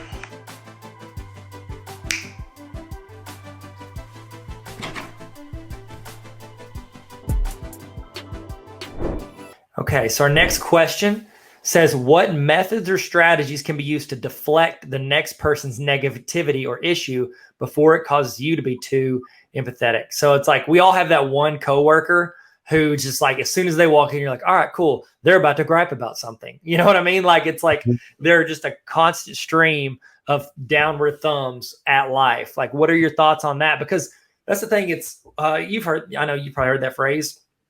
We are like the average of the 5 people we spend the most time with. Yeah. And very often you don't get to choose the person with the classroom next to you. And so it's like between every class or in your prep period, they're going to bounce in, and that kind of seeps into your life. What are some thoughts, strategies, methods for dealing with people like that? Oh man. Again, that goes back for me. It goes back to the boundary talk. I give people boundaries with my emotions. I refuse to be sucked in to someone else's drama or opinions, or negative energy. You know, I just give myself, you know, a strong boundary when it comes to that. And so I'm able now to really listen to someone or nod my head or even, agree, interact with them without absorbing what they're trying to put on me. I think that requires some practice and some discipline and work. And I'm not certainly bragging on myself about it. I'm just telling you from my own experience, it's a laborious thing to be able to brush that off. So you've got, again, to know what you're about, what your values are, what you're willing to listen to, what you're not. Sometimes I walk off. Sometimes I cut people off. Sometimes I tell them, not today, Satan. I'm just kidding. So, I mean, not a bad line if you need to, you need to break it out. Use it if you need it. So I just tell them, I'm not going to be a part of this. And I think some of that has to have some courage. I mean, you got to be willing to stand up in those moments and not just be dumped on. And that comes with boundaries. I'm going to give you an example of this. There was a family that I was working with where the 2 adult sons always use their mom as their dumping place. Just come in from work, talk to her, dump everything out onto her, and she began to join them in all this negative talk and thoughts, to the point where she got really depressed. And she felt like, as a mother, I have to love them and absorb all of this and take it on and try to be the solution to all of it. And so we just started talking with her about how she can say, guys, you've got 10 minutes. Or guys, if you say one negative thing, you've got to say 2 positive things, kind of make it an economy. I realize in the workplace, you're dealing with people passing each other in the hallway and saying quick things, or in a break room, or standing outside, or on lunch duty, whatever it is. You've just got to have boundaries in place, again, with what you're willing to absorb and take on. Very hard to answer and put into applicable steps. It's more of a principle that you've just got to adopt, rather than something that's just like, I'm going to flesh this out 1, 2, 3. That's good. Yeah, I like that. I have nothing of value to add. You hit it all. It was so good. So good. So my next question, not my next question. The next question that was submitted. Someone said the comparison is the robber of all joy is very popular right now. Just because, well, one, now, like, let me finish the question, then I'll say what I want to say, and then you throw in the actual good advice when I just ramble. But how should teachers handle the feelings of inadequacy when technology, curriculum, and everything's changing at such an incredibly fast rate? With education, especially, I've noticed it more so when you get into the higher grades, like as you go up 7th, 8th, 9th, up to seniors, and then big time in colleges. Everybody has been in silos. Like everybody is like in their room, they do their thing. They never see another teacher teach ever because they're always just in their room teaching. And there's not a lot in collaboration. A lot of times it's hard to come by.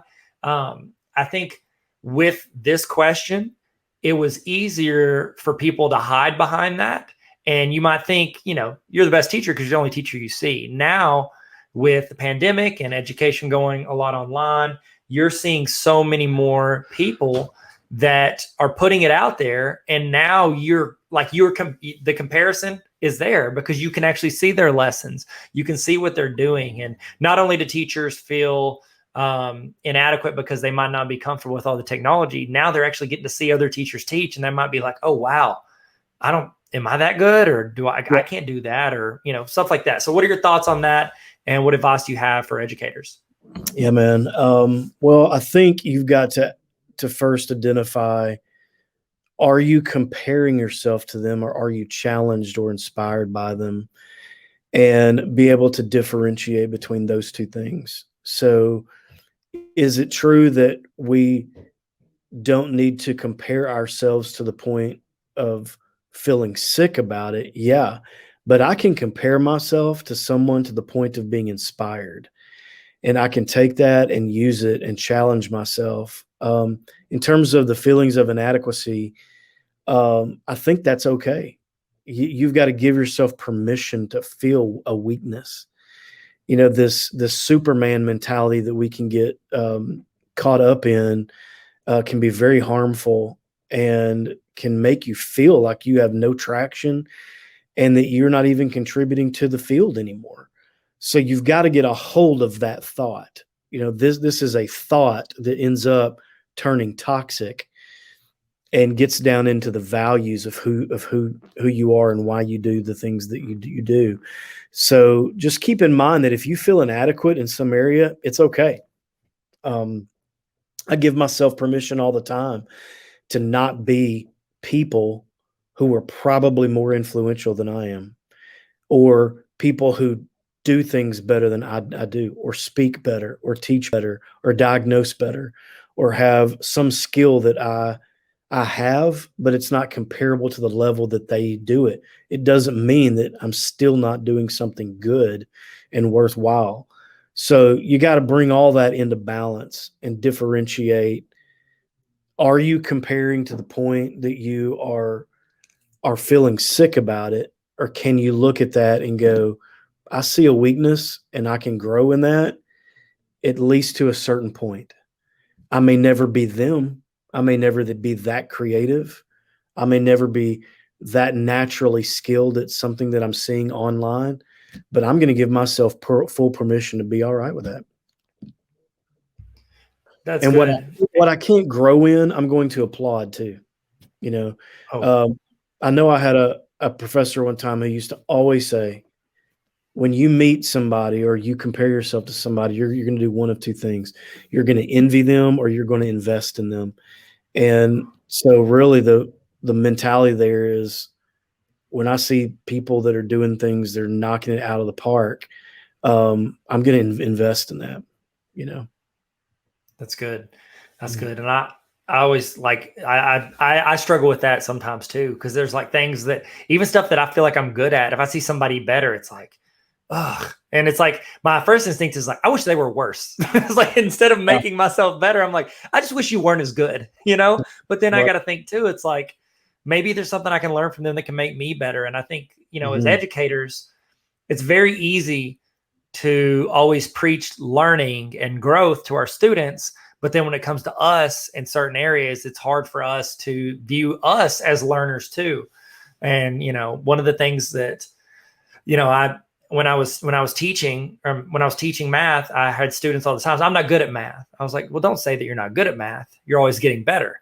And it's like that growth mindset, not this binary, I'm good or I'm bad. And with teachers, when I'm helping, as an administrator, I see teachers all the time. It's like, I'm not good at technology. And I'm like, yeah, you are. Like, use your phone. Yeah, I'm not that good at it. Yeah, but you're learning more about it. Every time you use something, you get better at it. So it's like, if we can adopt that mentality, hopefully it kind of, diminishes that comparison, because it's not like, oh, you're better than me. Like, no, you're at a different stage in your race. Like, you know what I mean? Like, we're all at a different spot in our race. So sometimes, but before COVID, and I could see, everything everybody's doing online now, but before, and I'm almost 50. So I'll you look great, by the way. Thanks, man. I appreciate it. So before COVID, one of the worst things for me sometimes was going to a conference, because I would go and be around brilliant people, brilliant communicators who were doing creative things that would never enter my mind. And I would leave sometimes, man, just wanting that $500 back, because I felt like, I'm just leaving to feel like an idiot or something.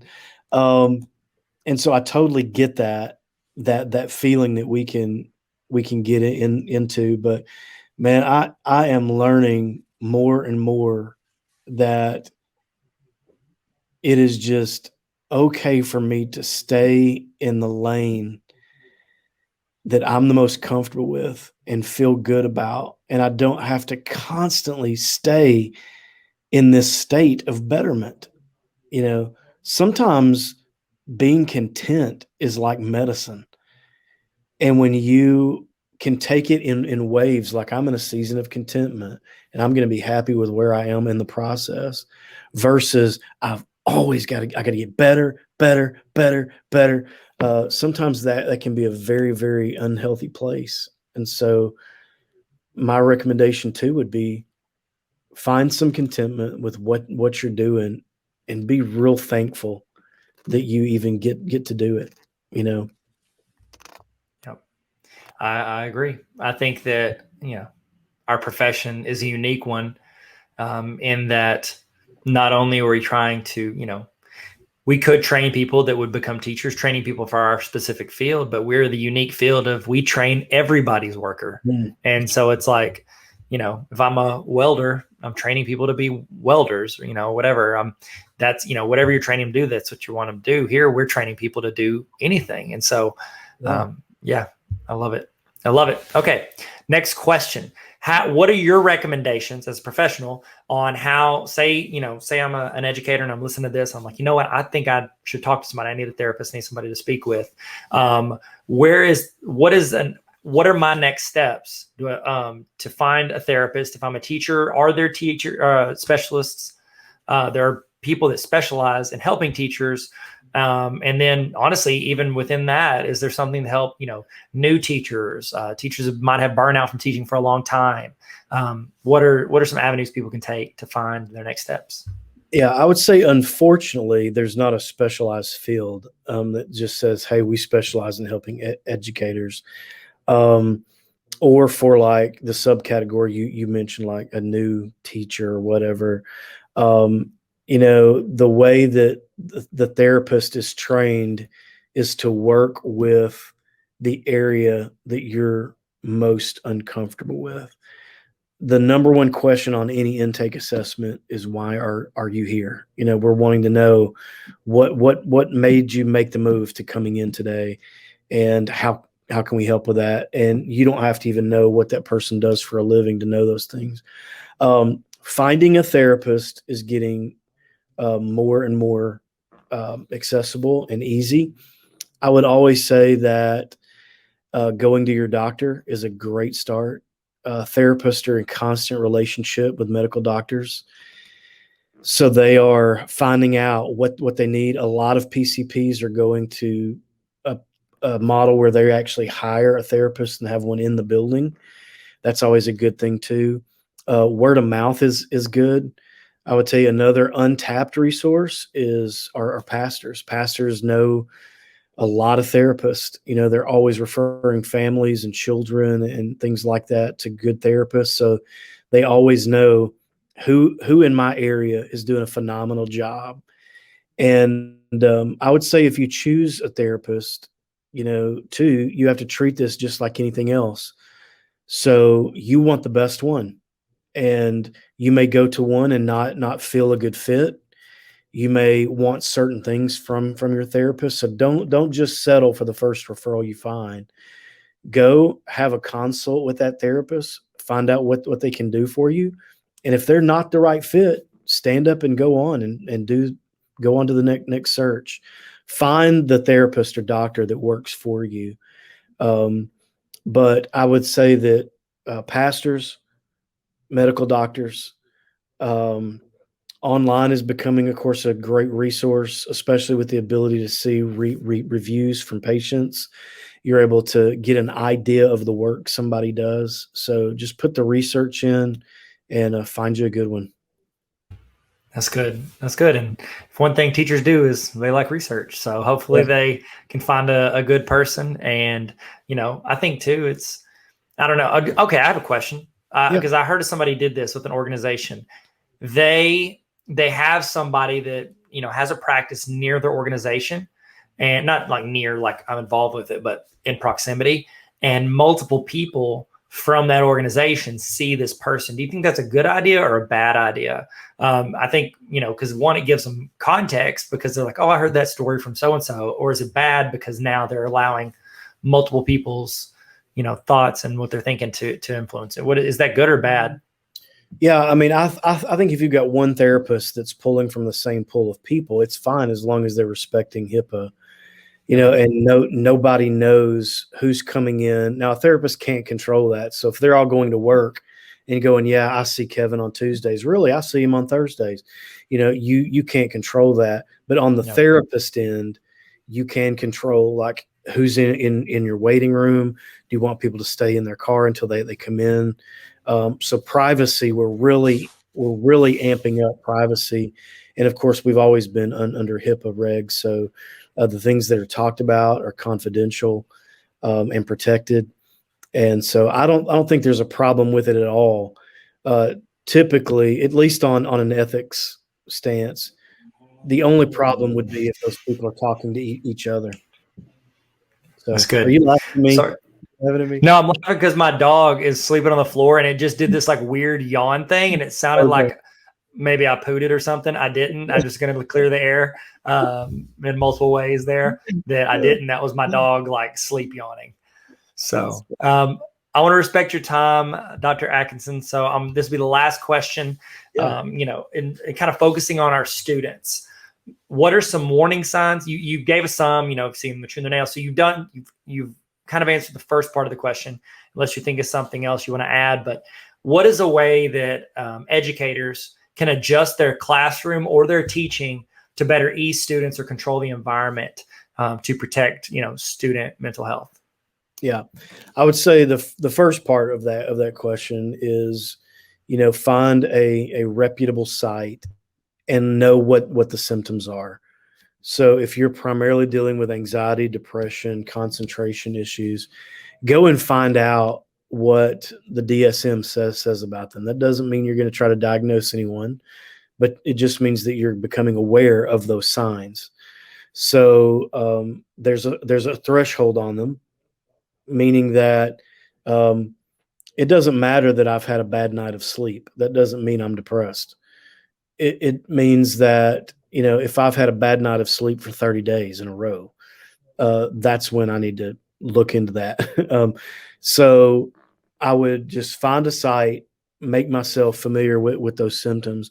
As far as adjusting the classrooms, the only thing that I could say is in terms of you have to look at this through a lens of what that student is struggling with. So let me give you an example. And I don't even know, Tyler, if this is even possible or feasible, but someone who is anxious does not want to be in a crowd. They don't want to be pressed. They don't want to have someone breathing down their neck. So like you can take someone who's anxious sitting on the front and move them to the back and relieve some of that. Just if they feel like nobody's staring at them, or they're not, a lot of times they'll group people at tables. Well, you may have to take someone who's really anxious and isolate them. And you look at that socially and you go, well, man, I don't want to isolate a student. But if you look at it through their mental health, you just helped them a lot. Depression tends to be the other way. So if you've got someone who is depressed, being around people can really help. Being engaged, being forced to communicate and talk and interact can actually be helpful to help subdue those symptoms, especially while they're in the classroom. Taking a kid who's depressed and isolating him does the complete opposite of what doing about someone who's anxious and isolating them. So it's just being aware of that. And then how can I lead the culture of my classroom to adapt to kids who are really struggling? And I wouldn't try to control an environment if you're dealing with low grade symptoms. I'm talking about kids that are really struggling. Then you might want to look into trying to rearrange or accommodate things to just help dissipate those hard symptoms that they're struggling with. That's excellent. Thank you so much. Yeah, man. Dr. Atkinson, I really appreciate your time. I know this has been super helpful, and I know it's been extremely, for educators, for themselves, for their people they work with, or even, for their students. And I think you are just wonderful, and I appreciate your time and your energy and your knowledge and everything that you've done today. If anybody was interested in, having you come speak to their school or, work with them, what would be the best way for them to contact or get in touch with you? Yep. The best way is email me. And that email is kwatkinson@me.com. kwatkinson@me.com. I'd be glad. Okay. Let me see if I spelled it right on the fly. You ready? I'm going to try to add it in. Oh my goodness. Here we go. Oh, that's it. First try. First try. Okay. Really good. Yeah. Well, what if I had it typed in for like 10 years and I'm like, now's the time. It's like a treasure map. And I finally found the treasure. So if you guys want, screenshot that or take a picture of it. Contact him if you would like to get a hold of him. And I'll have all his information on the page if you want to contact him, on the PD page. So holler at me if you need anything. Thank you so much again, Dr. Atkinson. You are wonderful. I appreciate you a lot. Thank you.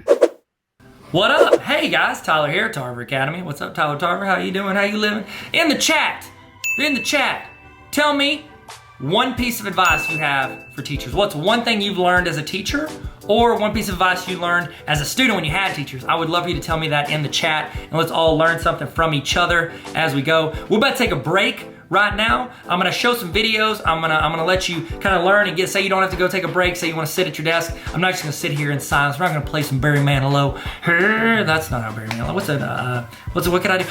How about this? The greatest song ever made. Donna Lewis. I love you always forever.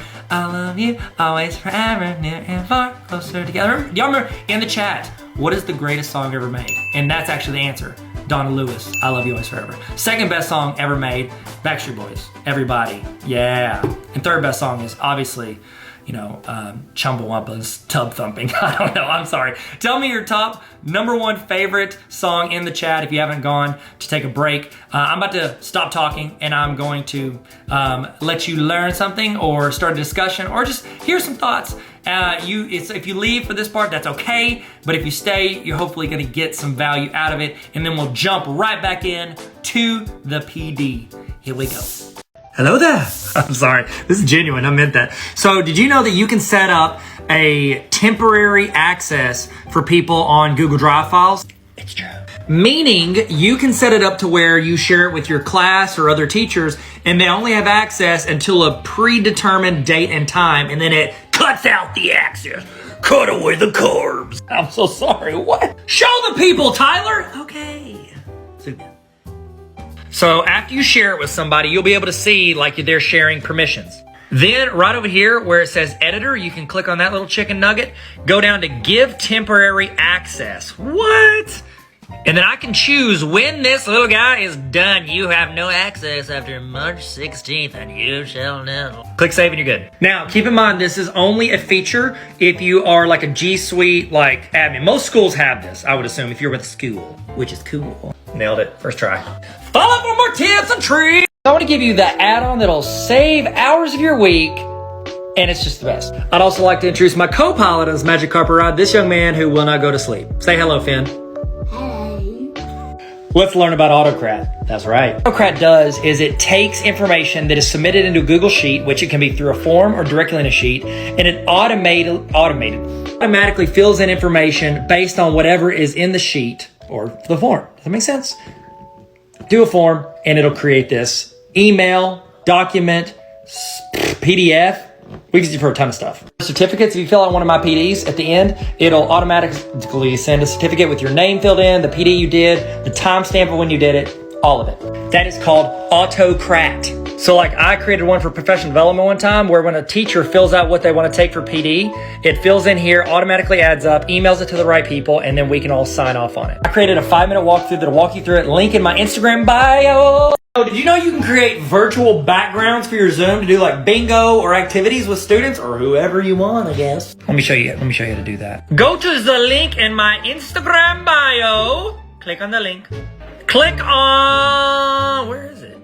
There it is, Canva. Goats, click on it. They have free accounts, so you ain't gotta buy nothing. Go to the search and type in Zoom and click on Zoom Virtual Background. You can choose from a plethora of different things. Happy birthday. Oh, look at that, Costa Rica. All these beautiful things. Let's maybe try this little chicken nugget. You can use this, you can change out stuff. Mr. T, that's me, Mr. T, Tarver. Low-key, do we know what Mr. T's last name was? Maybe it was Tarver. Related. You can put whatever their assignments are gonna be for the day. Get that download game. Oh, check this out, that's me. I can teach class, blah, blah, blah, Pythagorean theorem. Follow for all the tips and tricks or else I'll delete your account. Hey guys, you want to learn how to do video? First, you have to put up with me talking about how I like cards. This is Greg Maddox rookie card. That's what's up. Let's get to learning. I'm so sorry. I'm seriously getting back into it and I cannot help myself. We're gonna breathe together and we're gonna learn together. So most of you guys will use Screencastify or Loom to create video, and they're great for video. But you know who else is in the game that you might not know about? It's the people that you love for design. If you don't use Canva, so help me, you don't watch me. And if might as well just delete your account because Canva's incredible. Let me show you how to do it. First off, if you need link in my bio, I've got a link straight to Canva and you can get it. It's free, but they got pay versions. Just do the free one. Hit video, search video, hit video, pick you a template. I'm a little click.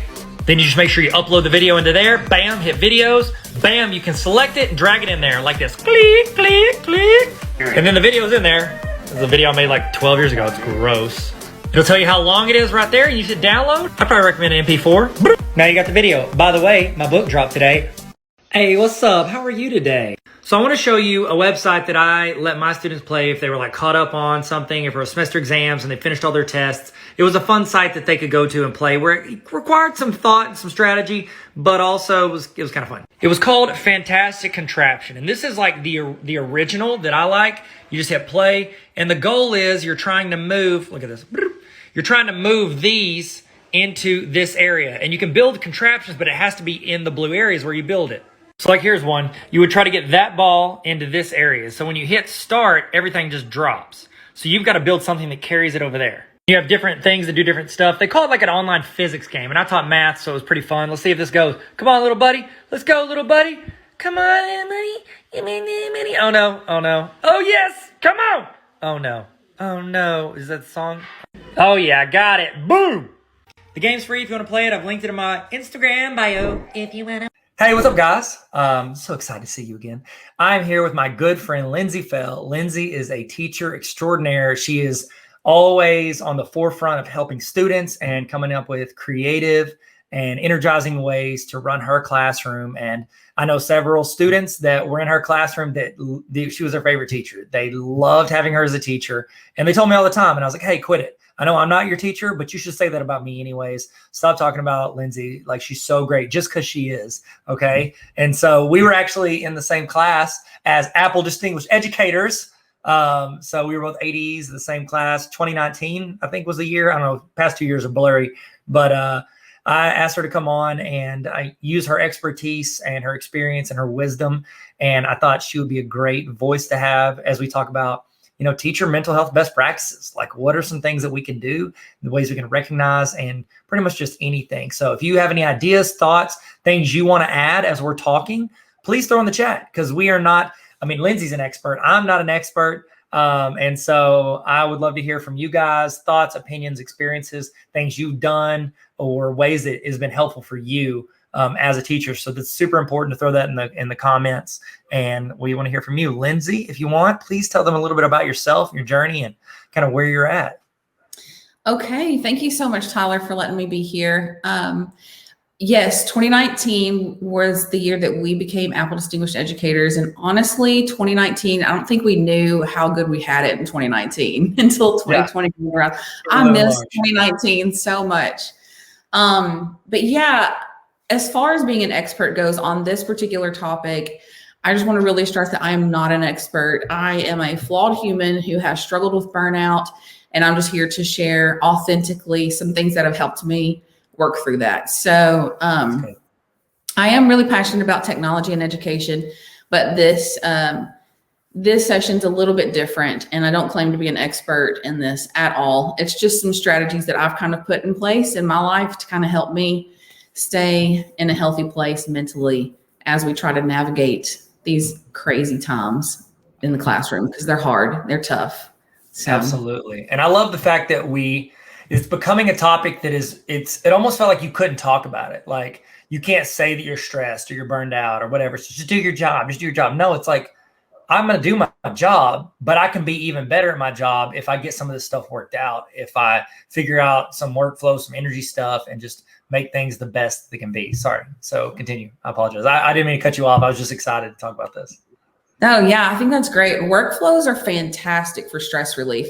If you can find a way to make your work more efficient, especially our creative work as teachers, if we can kind of take because it's so mentally exhausting. So if we can cut down on the mental exhaust part in creative workflows, then yeah, that definitely plays into mental health. But as far as education as a whole goes, centered around wellness, I think that we've put a lot of energy into making sure we're taking care of our students' mental health. But I think that we definitely need to extend that to teachers too, and even administrators, because what we do is really hard. It's a grind. I know I've heard you say that before, that teaching is a grind. And it's just not sustainable if we aren't taking care of ourselves and if we aren't making sure that we're okay first. Yeah. I completely agree. So, what are some thoughts you have with regards to like why this is such a priority? Like, what have you noticed in your life, and what have you noticed, I don't know, in other teachers that's made you like, hey, I love technology, but you can't be good at technology. You can't be integrating that in your class. You can't do fun stuff if all you're feeling is this burnout or this grind that is teaching. So what are some thoughts you have on that?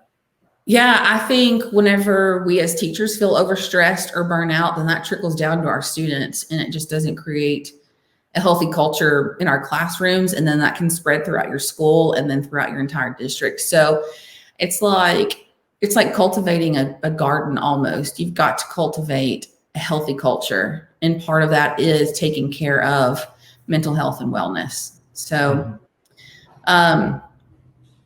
let's see. One of the big questions I was going to ask is, how can we find the balance between being productive, because our jobs demand a lot of us, but avoiding that burnout? So kind of thinking about resiliency in those really tough times. How can we as teachers keep our resiliency high? And it's been a tough year and a half or so. And I think we've all met immense struggles, but I think that we've also seen how teachers can rise and overcome. But I think something to really think about is teachers are tired.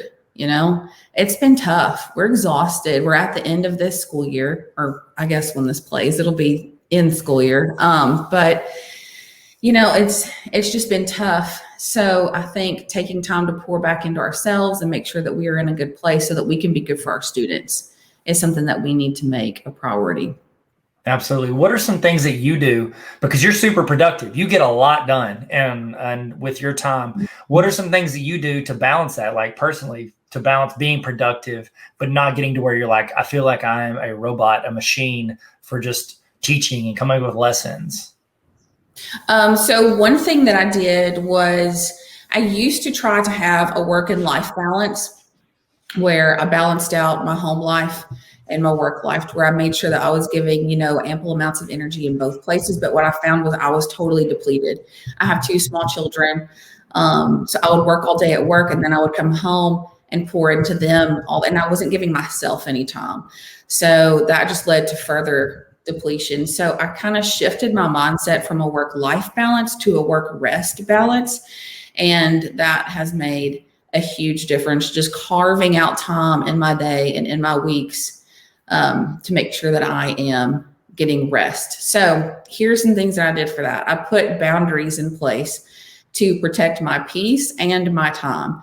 So if there was something that was draining me, which could be people, or it could be pursuits, or things like that, that I needed to carve out of my life because it was draining me, then I did. And one example is social media. I had to take a break from social media for a while and I love social media. It was one of the places, especially Twitter and TikTok, it's where I learn a ton. But there was so much content on there that was just negative, and I felt it affecting me.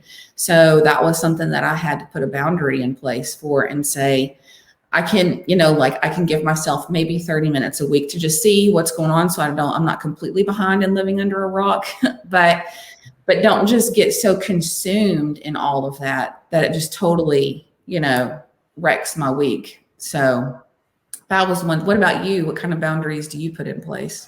So it's similar to yours. My thing, like I love social media as well. Like I'm all over, I'm on the internet way more than any human should be. And so it's like, even just in the past week, like I love TikTok. I love creating TikToks and giving resources, but it's like, in preparing and stuff I have for my day job and the stuff I'm doing at night, and also just like trying to focus more on my family. It's like, I just had to put my phone away. I had to set it to the side. And it stinks because then I'm like, because here's a spoiler alert. I have a terrible memory. I can't remember anything ever. And so it's like, I've always made a habit of having my phone. I'll take pictures or videos of my kids or things that are happening, stuff that we're doing. Like we go eat somewhere, I'll take a picture of just like the environment so that can trigger a memory in my mind and I can remember that. But I'm like, you know what? That's a small sacrifice I'm gonna have to make to be all in on these moments with my kids. I heard there's my friend Harry that I work with, and his youngest was going off to college. And I remember sitting in the room with him, and he was just like, I know a lot of you guys have younger kids. He's like, don't miss out on these moments, because you're in the grind of, I mean, we talk about the grind of teaching. There's a grind of parenting. I think we all would agree to that. It's like, sometimes you're just like tired because you're trying to train these young humans to be decent adults, And so it's like, you get kind of burned out or tired from that. It's like, what am I doing wrong if the thing that I love the most in this world is causing me to be exhausted? And I think it's because, for me, it was because I was trying to balance both of those at the same time. It's like, I'm at work and I'm all in on work, and then I get home and then I'm trying to make TikToks or YouTube videos or, Instagram or whatever. And I'm trying to make those, but then I'm balancing that with my kids and their activities and wanting to spend time with them. And so it's like, I just got to figure out a way to separate those and like set my phone to the side and just be like all in on those moments. And I've found that putting my phone off and not trying to answer a text or reply to an email or, whatever, just trying to fill in those little moments with being productive, I found that that's kind of almost made me slow down. I read a book recently. It was called The Ruthless Elimination of Hurry. I don't know if you read that book by I haven't read that book, but so I read it. The what? It sounds like a good one. It's really good. And he talks about this pace that we run at, because we can have information, we can have stuff to do 24/7. As educators, it's like like if you have certain jobs, it's like, oh, I'm just going to do my job and I'm going to go home. We as educators, we're invested in our job. We're invested in these young learners and trying to make them be the best they can. And we know to do that, we got to be the best we can. And so it's like we can always do more. And it's like the fact that we care so much can lead to burnout because you're constantly extending past what you're capable of because you're trying to give your students all that you can. And it's like one of the things he talks about is like, look, he recommends 1 day a week. Don't turn on your phone at all and know that's coming. Don't be like, well, okay, I'm going to turn it off after this. Like, no, I'm not going to have my phone from this time to this time. It's going to be 24 hours. It's like your day slows down and it's like the whole pace calms down because you're not filling in the gaps of your day. It's like you've got a sidewalk and you're filling it in with Elmer's glue. Like that's become our life with our cell phone. And so just setting it to the side and not bringing it into every facet of my life, especially the time I spend with my wife and my kids and people I love. And so my daughter, actually, I asked her to hold me accountable, trying to hold her accountable for not making excuses. And I told her, I was like, I'll make a deal with you. I was like, we did a pinky promise. And so she's going to work on not making excuses whenever she is doing something she shouldn't. And then I'm going to work on not having my phone on me whenever I'm spending time with them. And if one of us isn't doing that, we're just going to hold up our pinky as a reminder. And that's our pinky promise reminder. So it's kind of lame, but it's something that I'm using her, like my 8-year-old, to hold myself accountable to, slow down. And I think we all got to figure out what triggers can keep us from going too fast, too long to where we do burn out. So I don't know. What are your thoughts? Yeah, I think being mindful is a key word. It's just that mindfulness of paying attention to what is leading to that complete exhaustion and what is burning us out. And I love that you talked about setting up a boundary with screen time, because that was something that I put in place too.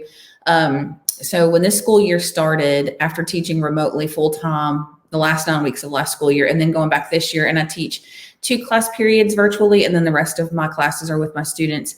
And I teach a technical class, so we're on screens all day long. So I definitely felt that burnout from screens.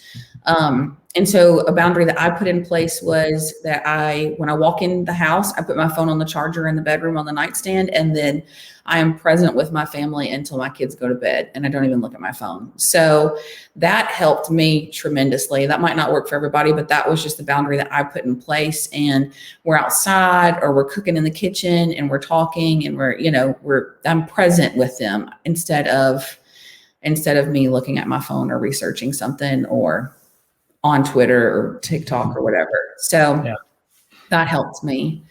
Another boundary that I put in place that kind of helped me manage that exhaustion was being able to say no to requests from either other teachers or my administrators. I don't know why, but I get a lot of like, hey, will you do this for me? Hey, will you do this for me? And I love to do those things. And I guess I was always so fearful that if I said no, that they would stop asking me.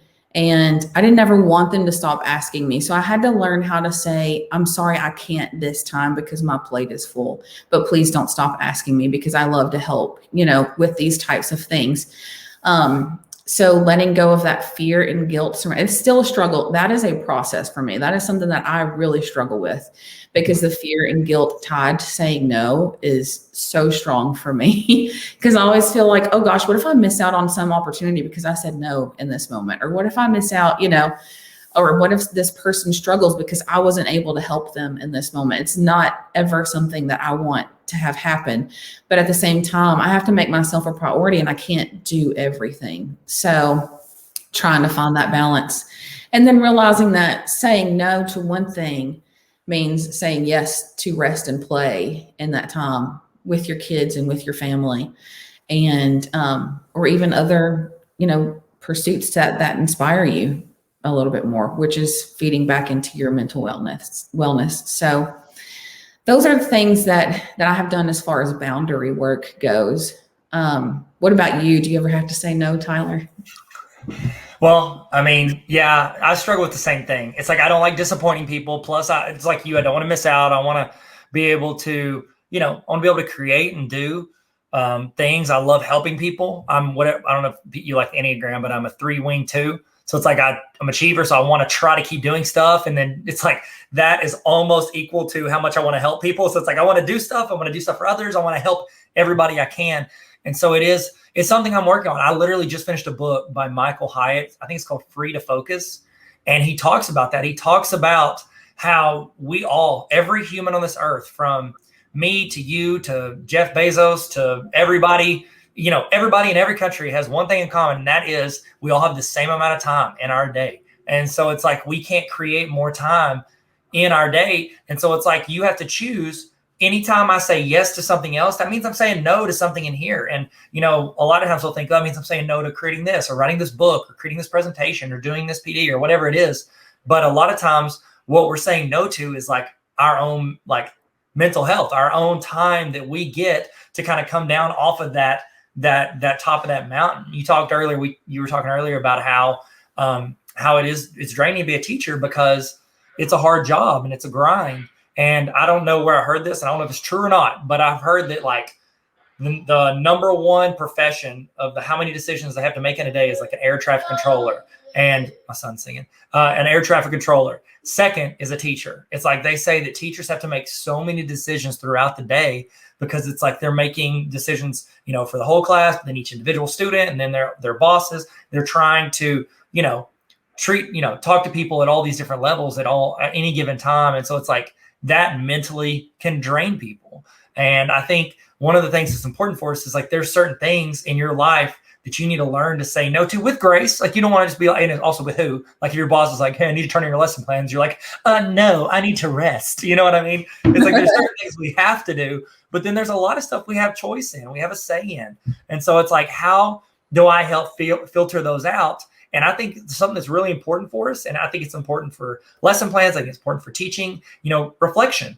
Not only do we need to reflect on how a lesson went, we need to reflect on, hey, at the end of the day, what parts of my day like made me like excited and energized and I felt really hyped, and what parts of my day made me super just like dread and like, because when you have dread or anxiety or anything that's like weighing on you, that wears you out, that takes away your energy, it can drain you. And so I think we need to start making lists and figuring out what gives me energy, what drains me, how do I do more of the energy stuff and less of the draining stuff. And there's some stuff that's draining that you can't get away from.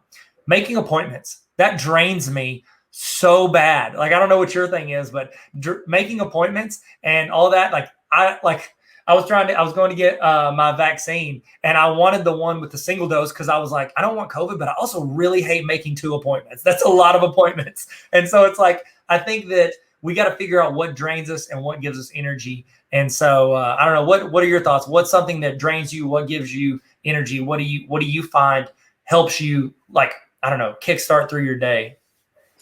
Something that drains me is having to be on the phone on hold. There is nothing. Yes. Sally Mae. Oh my goodness.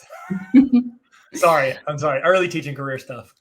That is extremely exhausting for me. Like if I have to handle something with I don't want to like bash a company. If I have to handle something with like our phone bill or our internet or, and I mean, like sometimes we're not sponsored by them. We're good. You're good.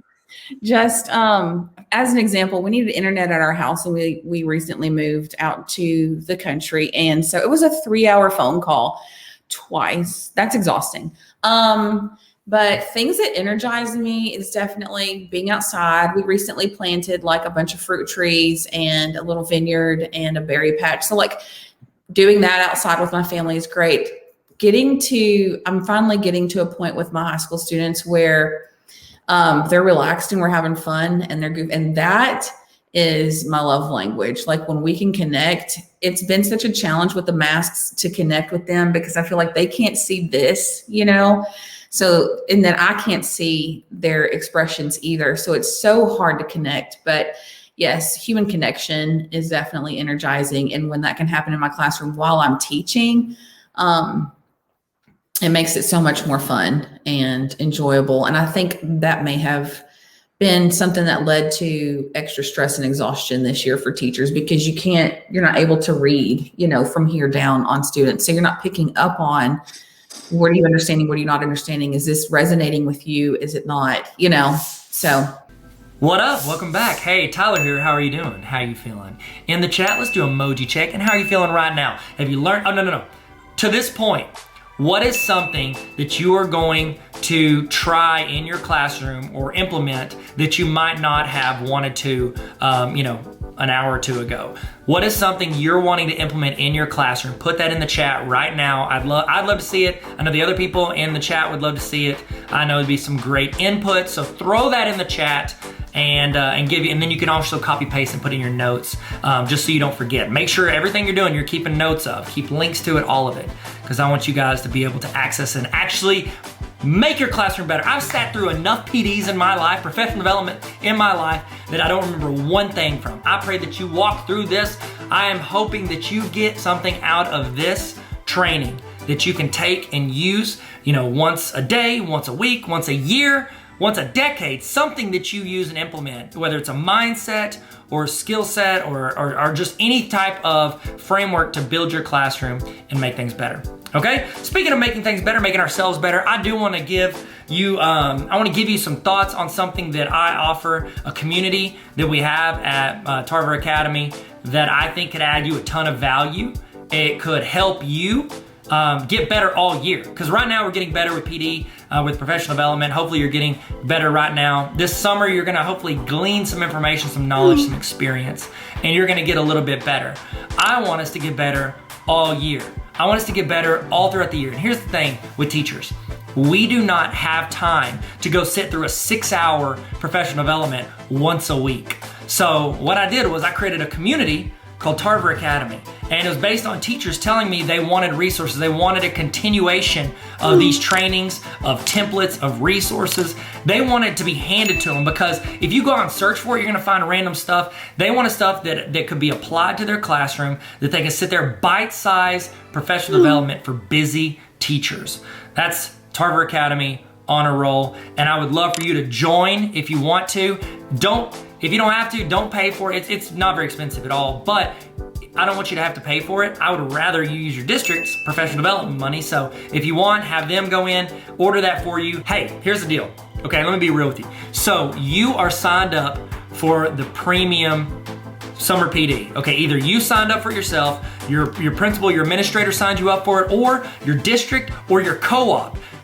There were some amazing co-ops, districts that jumped in and realized that this could add value and flexibility, because they're offering 3 different sessions throughout the summer. You have flexibility to watch from home, or maybe you're watching with a group, maybe you're watching in your classroom, wherever you're watching from. They wanted you to add that value, and I wanted to give you a huge discount on the Tarver Academy Honor Roll. This is just for this summer, and it's just for the people that are on the premium watches, okay? And so the premium watches, the premium PD, okay? And so if you're watching this, you're here, you're on it, okay? So what you can do is you can sign up at tarveracademy.com/honor-roll, and I want you to use this promo code. When you sign up, use this promo code. It's gonna cut in half. And it's one time for the full year, and it's gonna cut in half. Remember, use your district money if you can. So just write the promo code down, or put it in there and then get reimbursed, whatever you need to do. The promo code is premium, because you've signed up for the premium summer PD, and so I want to give you half off. So what that is essentially, you or your district or your co-op or your building paid for the summer PD, and so what it is, you get half off for these honor roll resources that come to you every week for the entire year. They essentially, it paid for more than, it paid for half of this just because they signed you up for it, or you signed up for it. So it's actually a better deal than if you just straight up bought it. But you'll get access to these trainings anytime you want throughout the entire year, plus anything new. I'm gonna send you something every single week to help make you better in your classroom, because when you get better, your students get better. In the email every week, you're gonna get either a template, a resource, you're gonna get a short PD video, professional development, a training to show you how to do something you might not know how to do, or reinforce something you're maybe already trying.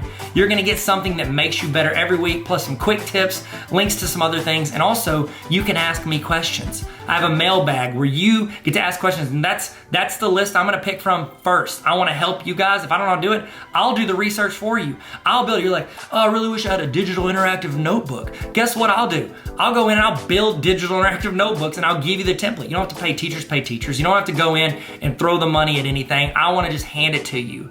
And I want to do trainings for you to help you. So if you want to join that community, I think it's super helpful. And it's essentially where I become the tech facilitator for you. It's Netflix for teacher resources. And I would love for you to join and jump on that. So if you want, go there. It's tarveracademy.com/honor-roll, and you can sign up for that. And I think it's just going to be a huge, it's going to be a huge help to teachers throughout the year who have a lot going on and not a lot of time, extra time to go out and do it. It's like as teachers, they always give you more stuff to do, but they don't give you like, oh, here's like an extra 3 hours a day to go out and do whatever it is you're going to do. So if you want to sign up for that, you can. I hope you've used this time also to use the restroom. So if you're just getting back using the restroom, guess what? We've just been talking about Tarver Academy Honor Roll. No big deal. But I want to give you guys time to go do that and get a snack if you need it. Whatever you need to do, we're about to kick back into, we're about to jump back in it. We're going to fall back into the gap, fall into the gap. Man, do y'all remember that? That was a good campaign. That was memorable. Wasn't it? Memorable? Yeah, sure. Okay, so we're about to get started. We'll get started here very soon, and we're gonna jump back in. We're gonna keep learning. All right, let's do it. Let's go. We're still doing this. In the chat, here we go. In the chat, I want you to tell me the name. Okay, don't say that. I was gonna say, tell me the name of, you know what? You can do that. Tell me the name of a teacher who made an impact on you and what they did. Why did they have an impact on you? In the chat, what name of a teacher or an educator that had an impact on you and what they did to have an impact. It was either the way they treated you, the way they ran their class, or the way they inspired you, or just the way they had structure maybe. They were reliable, they were consistent. I would love to hear in the chat, name of a teacher that motivated you as a student or as another teacher and what they did. So let's throw that in the chat, and we're about to get started. We're gonna jump back into it. We're about to get started. We're gonna jump back into it like a pogo stick. See that? See what I did there? Nope?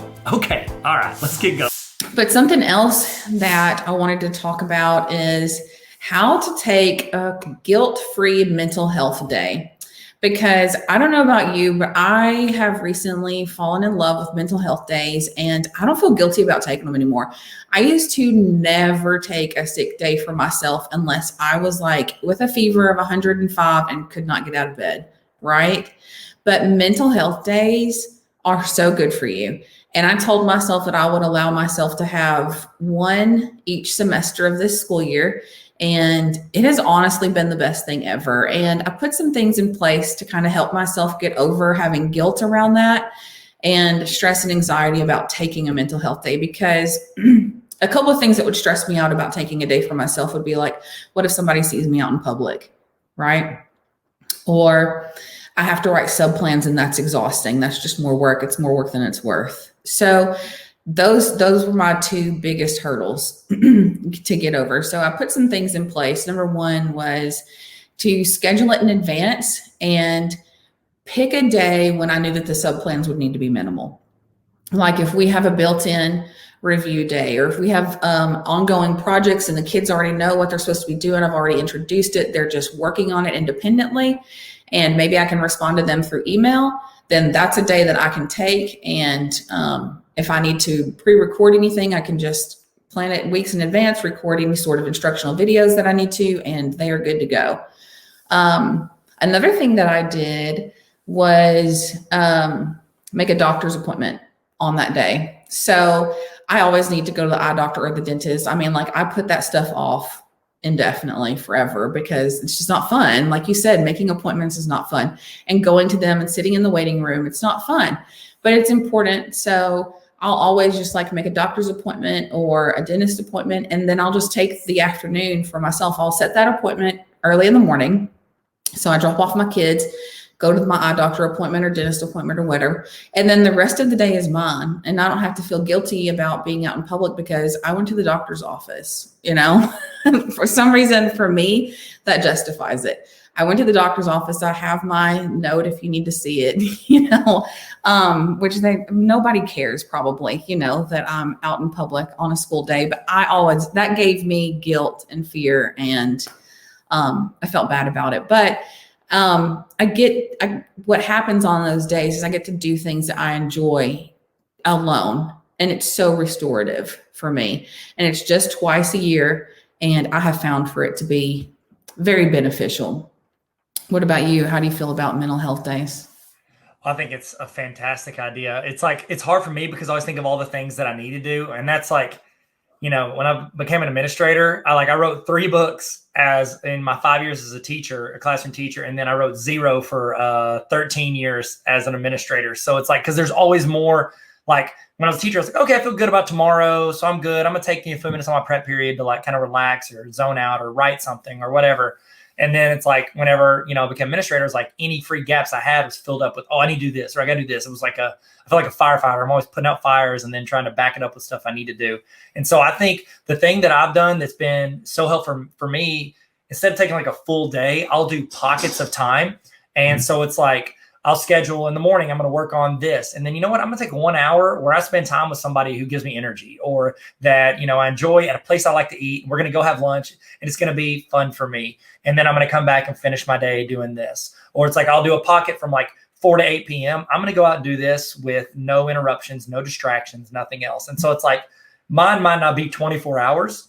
It'll be a pocket of 2 hours or 1 hour or 6 hours, try to find those moments whenever I can optimize my time. And then what it does is almost like, it's like, have you ever seen in Armageddon? No, was it Armageddon? Where they slingshot around the moon or around the asteroid? Oh yeah, that's right. They were going to slingshot around the moon and then land on the asteroid. And so it's like, we're going to slingshot around the moon. I like to think like these moments of energy is like the slingshot to get me through the other stuff that doesn't give me energy. So it's like, I'm going to do this stuff. Like I'm going to do a lot of work, do this. I'm going to do some energy, and then I'm going to go back and I'm going to land on the asteroid. I'm going to Bruce Willis and save the world. You know what I mean? And so, that's kind of where I am on things that I do. And so like those chunks of time. I love that approach to where you're like rewarding yourself for the hard things that you've just done. Yeah. If I can get through this, if I can knock out this task, then I'm going to reward myself with an hour of whatever, taking my kids to get ice cream, or just disconnecting from that for a minute. That is a very healthy approach. What I tend to do is procrastinate on those things, and it's not good. I'm working on it, but I'll procrastinate on those hard tasks instead of, if I would set that goal for myself, okay, let's just do 2 hours of work on this. I don't have to finish it, but I can at least start. Let's just start, spend 2 hours on that, focus on it, and then go do something fun as a reward for getting through that. So yeah, I think that's brilliant. That's really great. Thank you so much. It's very kind of you. I think yours was brilliant too, Lindsay. Thank you. That's awesome. So something else that I saw you doing, do you remember when we were at ISTE back in the good old days in 2019 when we got to go to conferences? Yes. You had a journal, and it was so inspiring because I struggle with this. And you set goals for the day. Oh yeah. Or the week, and then that was like you just set like 2 or 3 things. It wasn't extensive either. It was, you still do it? Do you still do it? Oh, yeah. I love it. That's the Michael Hyatt. He calls it the free focus planner, I think is what it's called, full focus planner. And so, yeah, sorry, continue. I mean to cut you off. No, I love that approach of setting goals for yourself for that day or either for that week, and then you accomplish them and then you're done. Right. And you just give yourself some free time to either go connect with people or to go outside and play with your kids, or to put the phone down and walk away from it for a little bit. And I love that. I thought that was so admirable. Thank you. I appreciate it. So it's just, I don't know if you can see it. I might be, no, well, good. Not focused. Okay. So yeah, you've got big 3 right here. 3 things you want to do, other stuff you'd like to do. You can plan out your day. This is not my day. I had more than, this is a blank day. I haven't gotten here yet, but I've done more than that today. But yeah, I actually made a Google Slides template of this that teachers can use or share with their students. So I'll link to that somewhere, or it's linked in my Instagram bio if you want it. And so y'all can have that. I'll put the link on here. But yeah, I think finding a way to organize, and it's like, you think through like the night, he always recommends do it like the night before, at the beginning of the week, think through like, what are 3 things I can do today? And then go to bed feeling like I'm good. I've accomplished it. Like I'm not stressed about things I didn't do. I'm not staying up till 2 a.m. doing the stuff I need to get done. Do those things first, and then work on those minor tasks, things you don't have to have done immediately. And so thank you for saying that. Yeah, I love that. And I think it's helpful for me. It's helpful for me because there's so much I want to do. it's very easy for me to get distracted by the shiny new thing that I'm like, oh, I want to do that, or I want to do that. Or I look, I'm like, oh, there's an email. And I look up, it's 2 hours. I'm still checking emails. You know what I mean? And so it's like, helps me stay focused on my day. And I can't do it unless I set my phone across the room, like out of arm's reach, because my natural instincts pick it up and check and do this. And I look up and I've been checking text for however long, and I've done this and done this.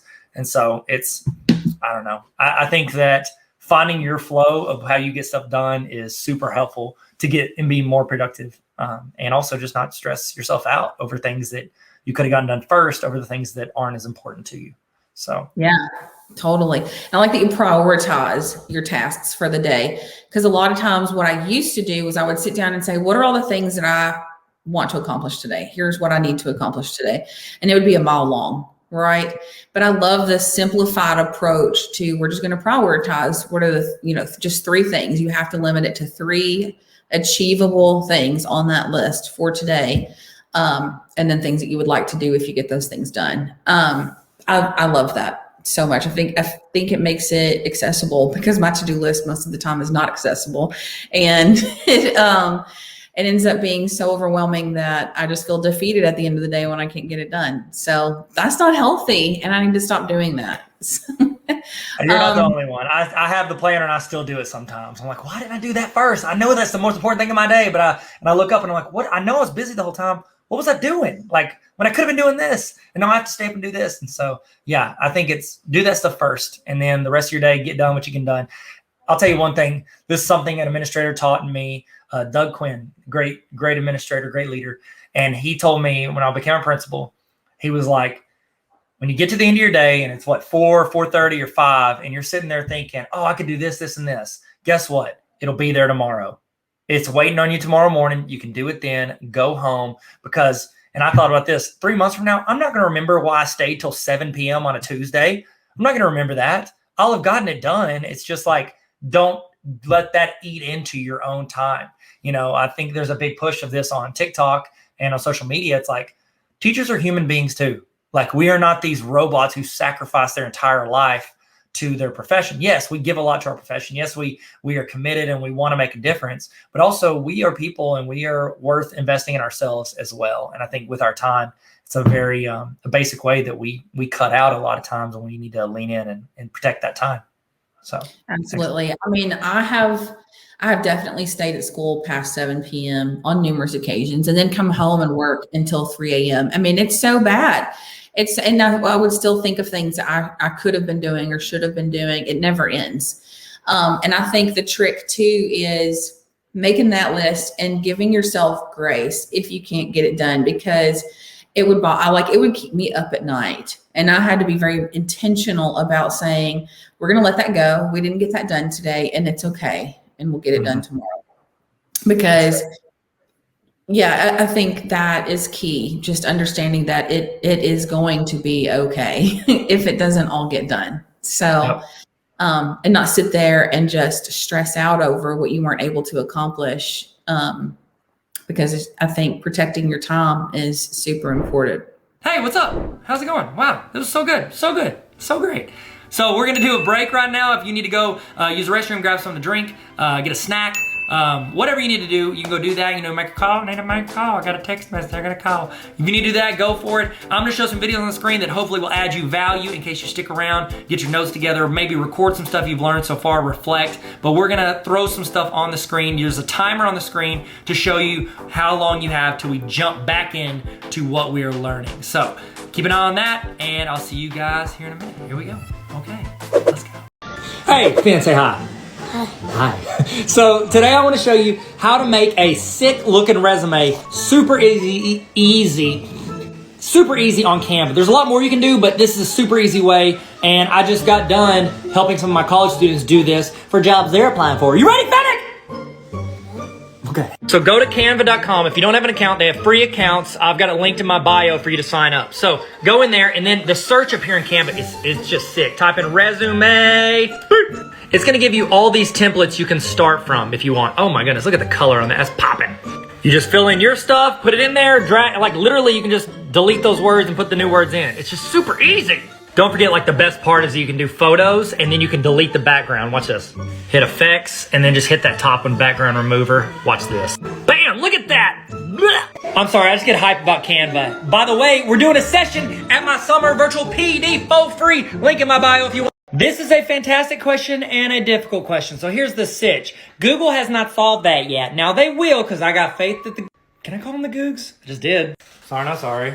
I got faith that they will add a feature that figures this out. I just know it. Within the year, I would bet a lot of money they will. But for now, what a lot of people want to do is if they use the grade book, what they do is they do it 9-week increments, okay? And then you just archive that 9 weeks for that class. Then you just add students back at the beginning of the 9 weeks and it's good to go. A little bit annoying, but not terrible. And it allows the grades to be accurate because that is a situation you never want to delete assignments. I had to tell my mom that. She was like, I'm just going to delete my assignments. I was like, just don't do that because then they'll make you the worst teacher ever. It's not true. She's great. She's whatever. Now, if you don't use the gradebook in Google, you have to use something else that the state makes you use or whatever. Then the world is your oyster. I forgot the saying. What up? How are you? Are you doing good? Are you having a good day?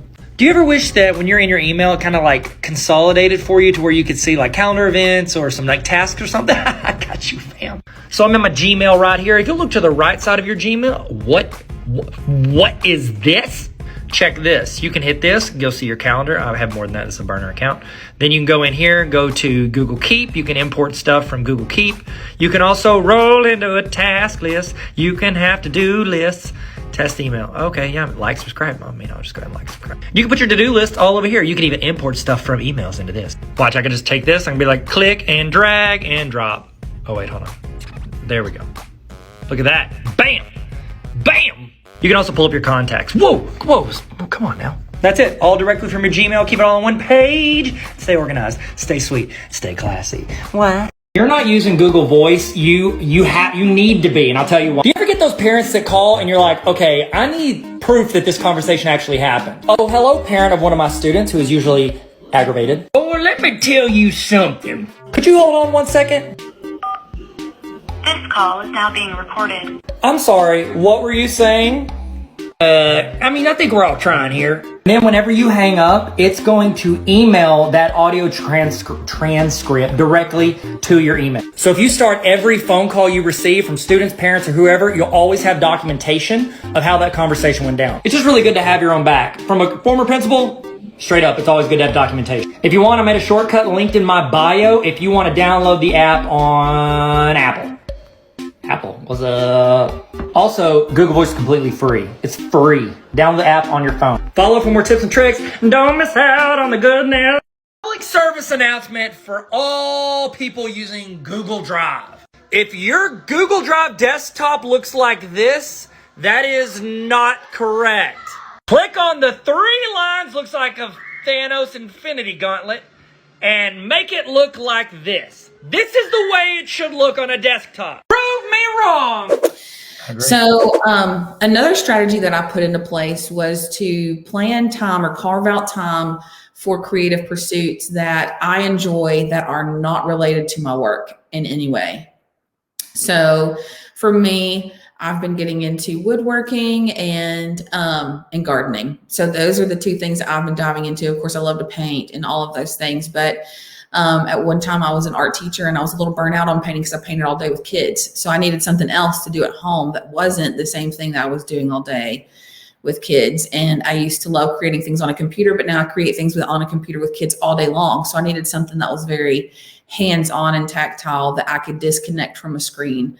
So for me, what my creative pursuits have been that met that need for me over time has changed and morphed depending on what I needed in that time. So, but I think planning out time for creative pursuits for yourself is so important because I think there's a lot of processing and healing that can happen in those times. I think creating art or any sort of creative pursuit just opens itself up to that. There's some ADEs that wrote a book or a series of books. I think they have a website called Create to Cope. Have you seen that? And it is like an ongoing series of books that they publish of creative activities that you can do on iPad to cope through stressful times. And I think it's designed for students and teachers, which is really, really cool, I think. But what about you? How do you feel about creative pursuits? Yeah, I mean, I think it's important. I mean, like it's the thing that gives us energy, or it's a thing that's like almost like monotonous where we like kind of chill out. I know some people it's like, hey, I just like to flip through TikTok for an hour at night, and that's how I chill out, or I like to flip through Instagram, and it's like that's how I calm down. I know that for me for a while, like TikTok was like I'll just roll through and watch TikTok for like an hour before I go to bed, and then honestly though, I start thinking like, okay, I want to make a TikTok on this, or I want to do this. It ignited other things I wanted to do on it. So I love things like I don't have a ton of hobbies. I did recently just get into like sports cards. And so I was into that when I was a kid. And now I'm like back into it. Let me there we go. There's one right there. There's Steph Curry, rookie card. He's doing really well. And so like these are all sports cards things. And I've kind of been into that. And I'll like goof around, talk to my buddies about it. They're into it. And it's just fun. And my kids got into it. And so we make little videos. And it's just stuff that's fun for us to go in and do and collect and I don't know, talk about. And so it gives me an avenue where I'm not just always talking about work and everything I do. And so it's like, here's something that I can chat about that's not so serious. It's not a big deal. It's just kind of like they call it a hobby. And I guess I could call it a hobby now. Now I'm a hobby guy. What do you know? Got hobbies now. So, I don't know. In the chat, let us know what are some hobbies, some things that you enjoy, creative pursuits that you do that, either relax you or calm you or just help you kind of zone out after a very, intense, highly, energy driven job where you have to always kind of be on to run everything. So what's some things that you guys do? Let us know in the chat. So awesome. Lindsay, any other thoughts? Anything you got? Yes. So one last big question. As a school administrator, how do you feel leaders of schools can create school cultures that promote good mental health for teachers? That's good. That's a good question. Okay, let me see if I can toss that on there. Bam. So from school leader standpoint, how can administrators create school cultures that promote good mental health for teachers? Okay. So I know I've seen this a lot on social media. Like people are like, well, administrators that are just like, be happy, be positive, blah, blah. I could probably be guilty of that. I know. Like I'm just like, hey guys, it's okay. We're good. Let's go. You know what I mean? I'm a pretty positive person. But here's the thing. The thing as an administrator you have to learn is you have to learn your people. Okay. And I think we know this as teachers, we got to learn our students. And so whether you're a teacher learning your students or you're an administrator learning your teachers, we have to learn how our teachers operate, whether it's through like Enneagrams or surveys or whatever it is that you're trying to figure out, how they're wired. That's going to help you figure out how you can help them operate at their healthiest. What can I do? How clear can I be? How can I communicate? How much time can I give? The more you understand this, the more you can be there for them. And it's like, not everybody's the same. Like what is my healthy may not be your healthy, may not be whoever's watching this, they're healthy. Like we have to all figure that out. And I think the job as a leader, whether it's the leader of a classroom or leader of a school or leader of a district, is to figure out what gives my people energy, what is a healthy place, and also be approachable. I think that is super important for administrators. A lot of administrators are not approachable. Like their teachers don't feel like they can walk up to them and say, hey, this is how I'm feeling, or I'm being vulnerable. This is where I'm at, or this is what I'm struggling with, without feeling like they're being judged or it's on their evaluation or whatever. Like, oh, they're not going to give me any work, or they ignore them for a month because they're afraid they're stressed out. Like you have to be approachable as an administrator so that you can get the truth and like the real feelings from your teachers so that you can best help them. Because we can't serve people if all we're doing is trying to interpret how we think they are. Like we have to have it to where they feel comfortable telling us where they are. And that's students and teachers. So I don't know. What are your thoughts? What are some things that you think?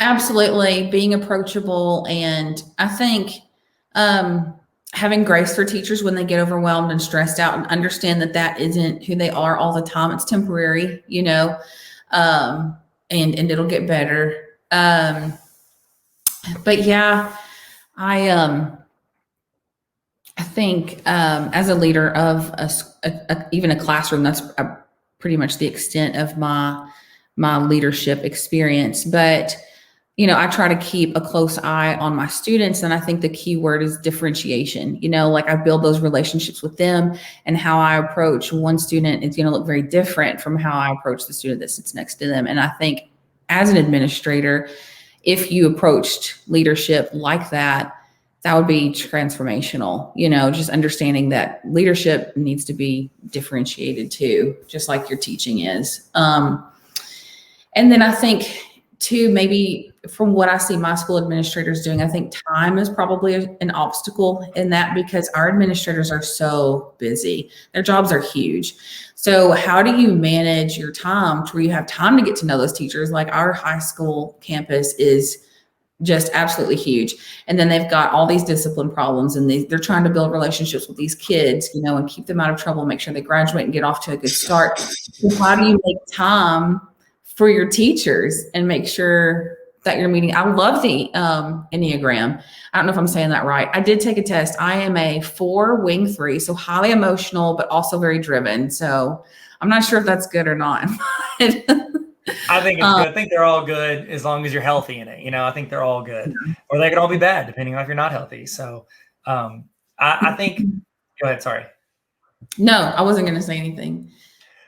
I think you're right. I think it's got to be. What was the question again? I'm sorry. My dog was hitting the door handle and it threw me off in the middle of it. We were My dog talking is going about to use the restroom. We were talking about getting to know teachers as individuals, but also the struggle of making time and then figuring out ways to differentiate, because that's a whole job in itself, And so feasibly, how do you do that in a building full of teachers and students? You're right. It's like when you become an administrator, you have like your time is this. And so what I've always found is, one, you have to learn to automate what you can automate. And so if you're going to spend time, if I'm an administrator, what I'm going to do all summer and all year is try to figure out, okay, what can I automate? What does not need me to look at it or process it or build it or us to input it? What can be done and what steps can I skip to free up more time? Because if you're doing all that time doing all these mundane tasks, if you can free that time up, it gives you time to go and be in the classroom or talk to teachers or have meetings or spend time with them or go get them a Sonic drink and chat with them. It gives you the time to do that if you can pull that time away from the stuff that you don't have to do. And that's one way to do is automate it with technology. Or the second way is to trust people that you work with. When you have an assistant principal, trust them.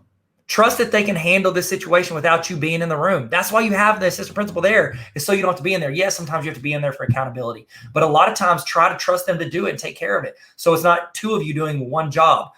When you're like certain teachers, too often we as administrators, we want it a certain way so we can accidentally micromanage. And when you do that, you have now taken two people's time and made it worth one person's time. And you've tried to overlap your time in there. You've got to trust people. Yes, you've got to correct and guide and help your teachers where you need to, but you don't need to spend your time doubling up on what they're doing. And I think if we do that, we start trusting and start handing off those roles and responsibilities. Delegating is another term for it. Once we start letting people actually do their jobs and trust them as professionals, it's going to open us up. One, it helps that approachable because they trust us, because they can learn that we trust them, and which helps them trust us. But also it frees you up to be able to do the things you need to do and spend the time doing that are important. But it's easy to push back, like getting to know your teachers, because you have to call this parent or meet with this student or do this or submit this form or report this. So I think that's it. You just got to find out ways to free up your time, either through technology or through delegation or trusting your people.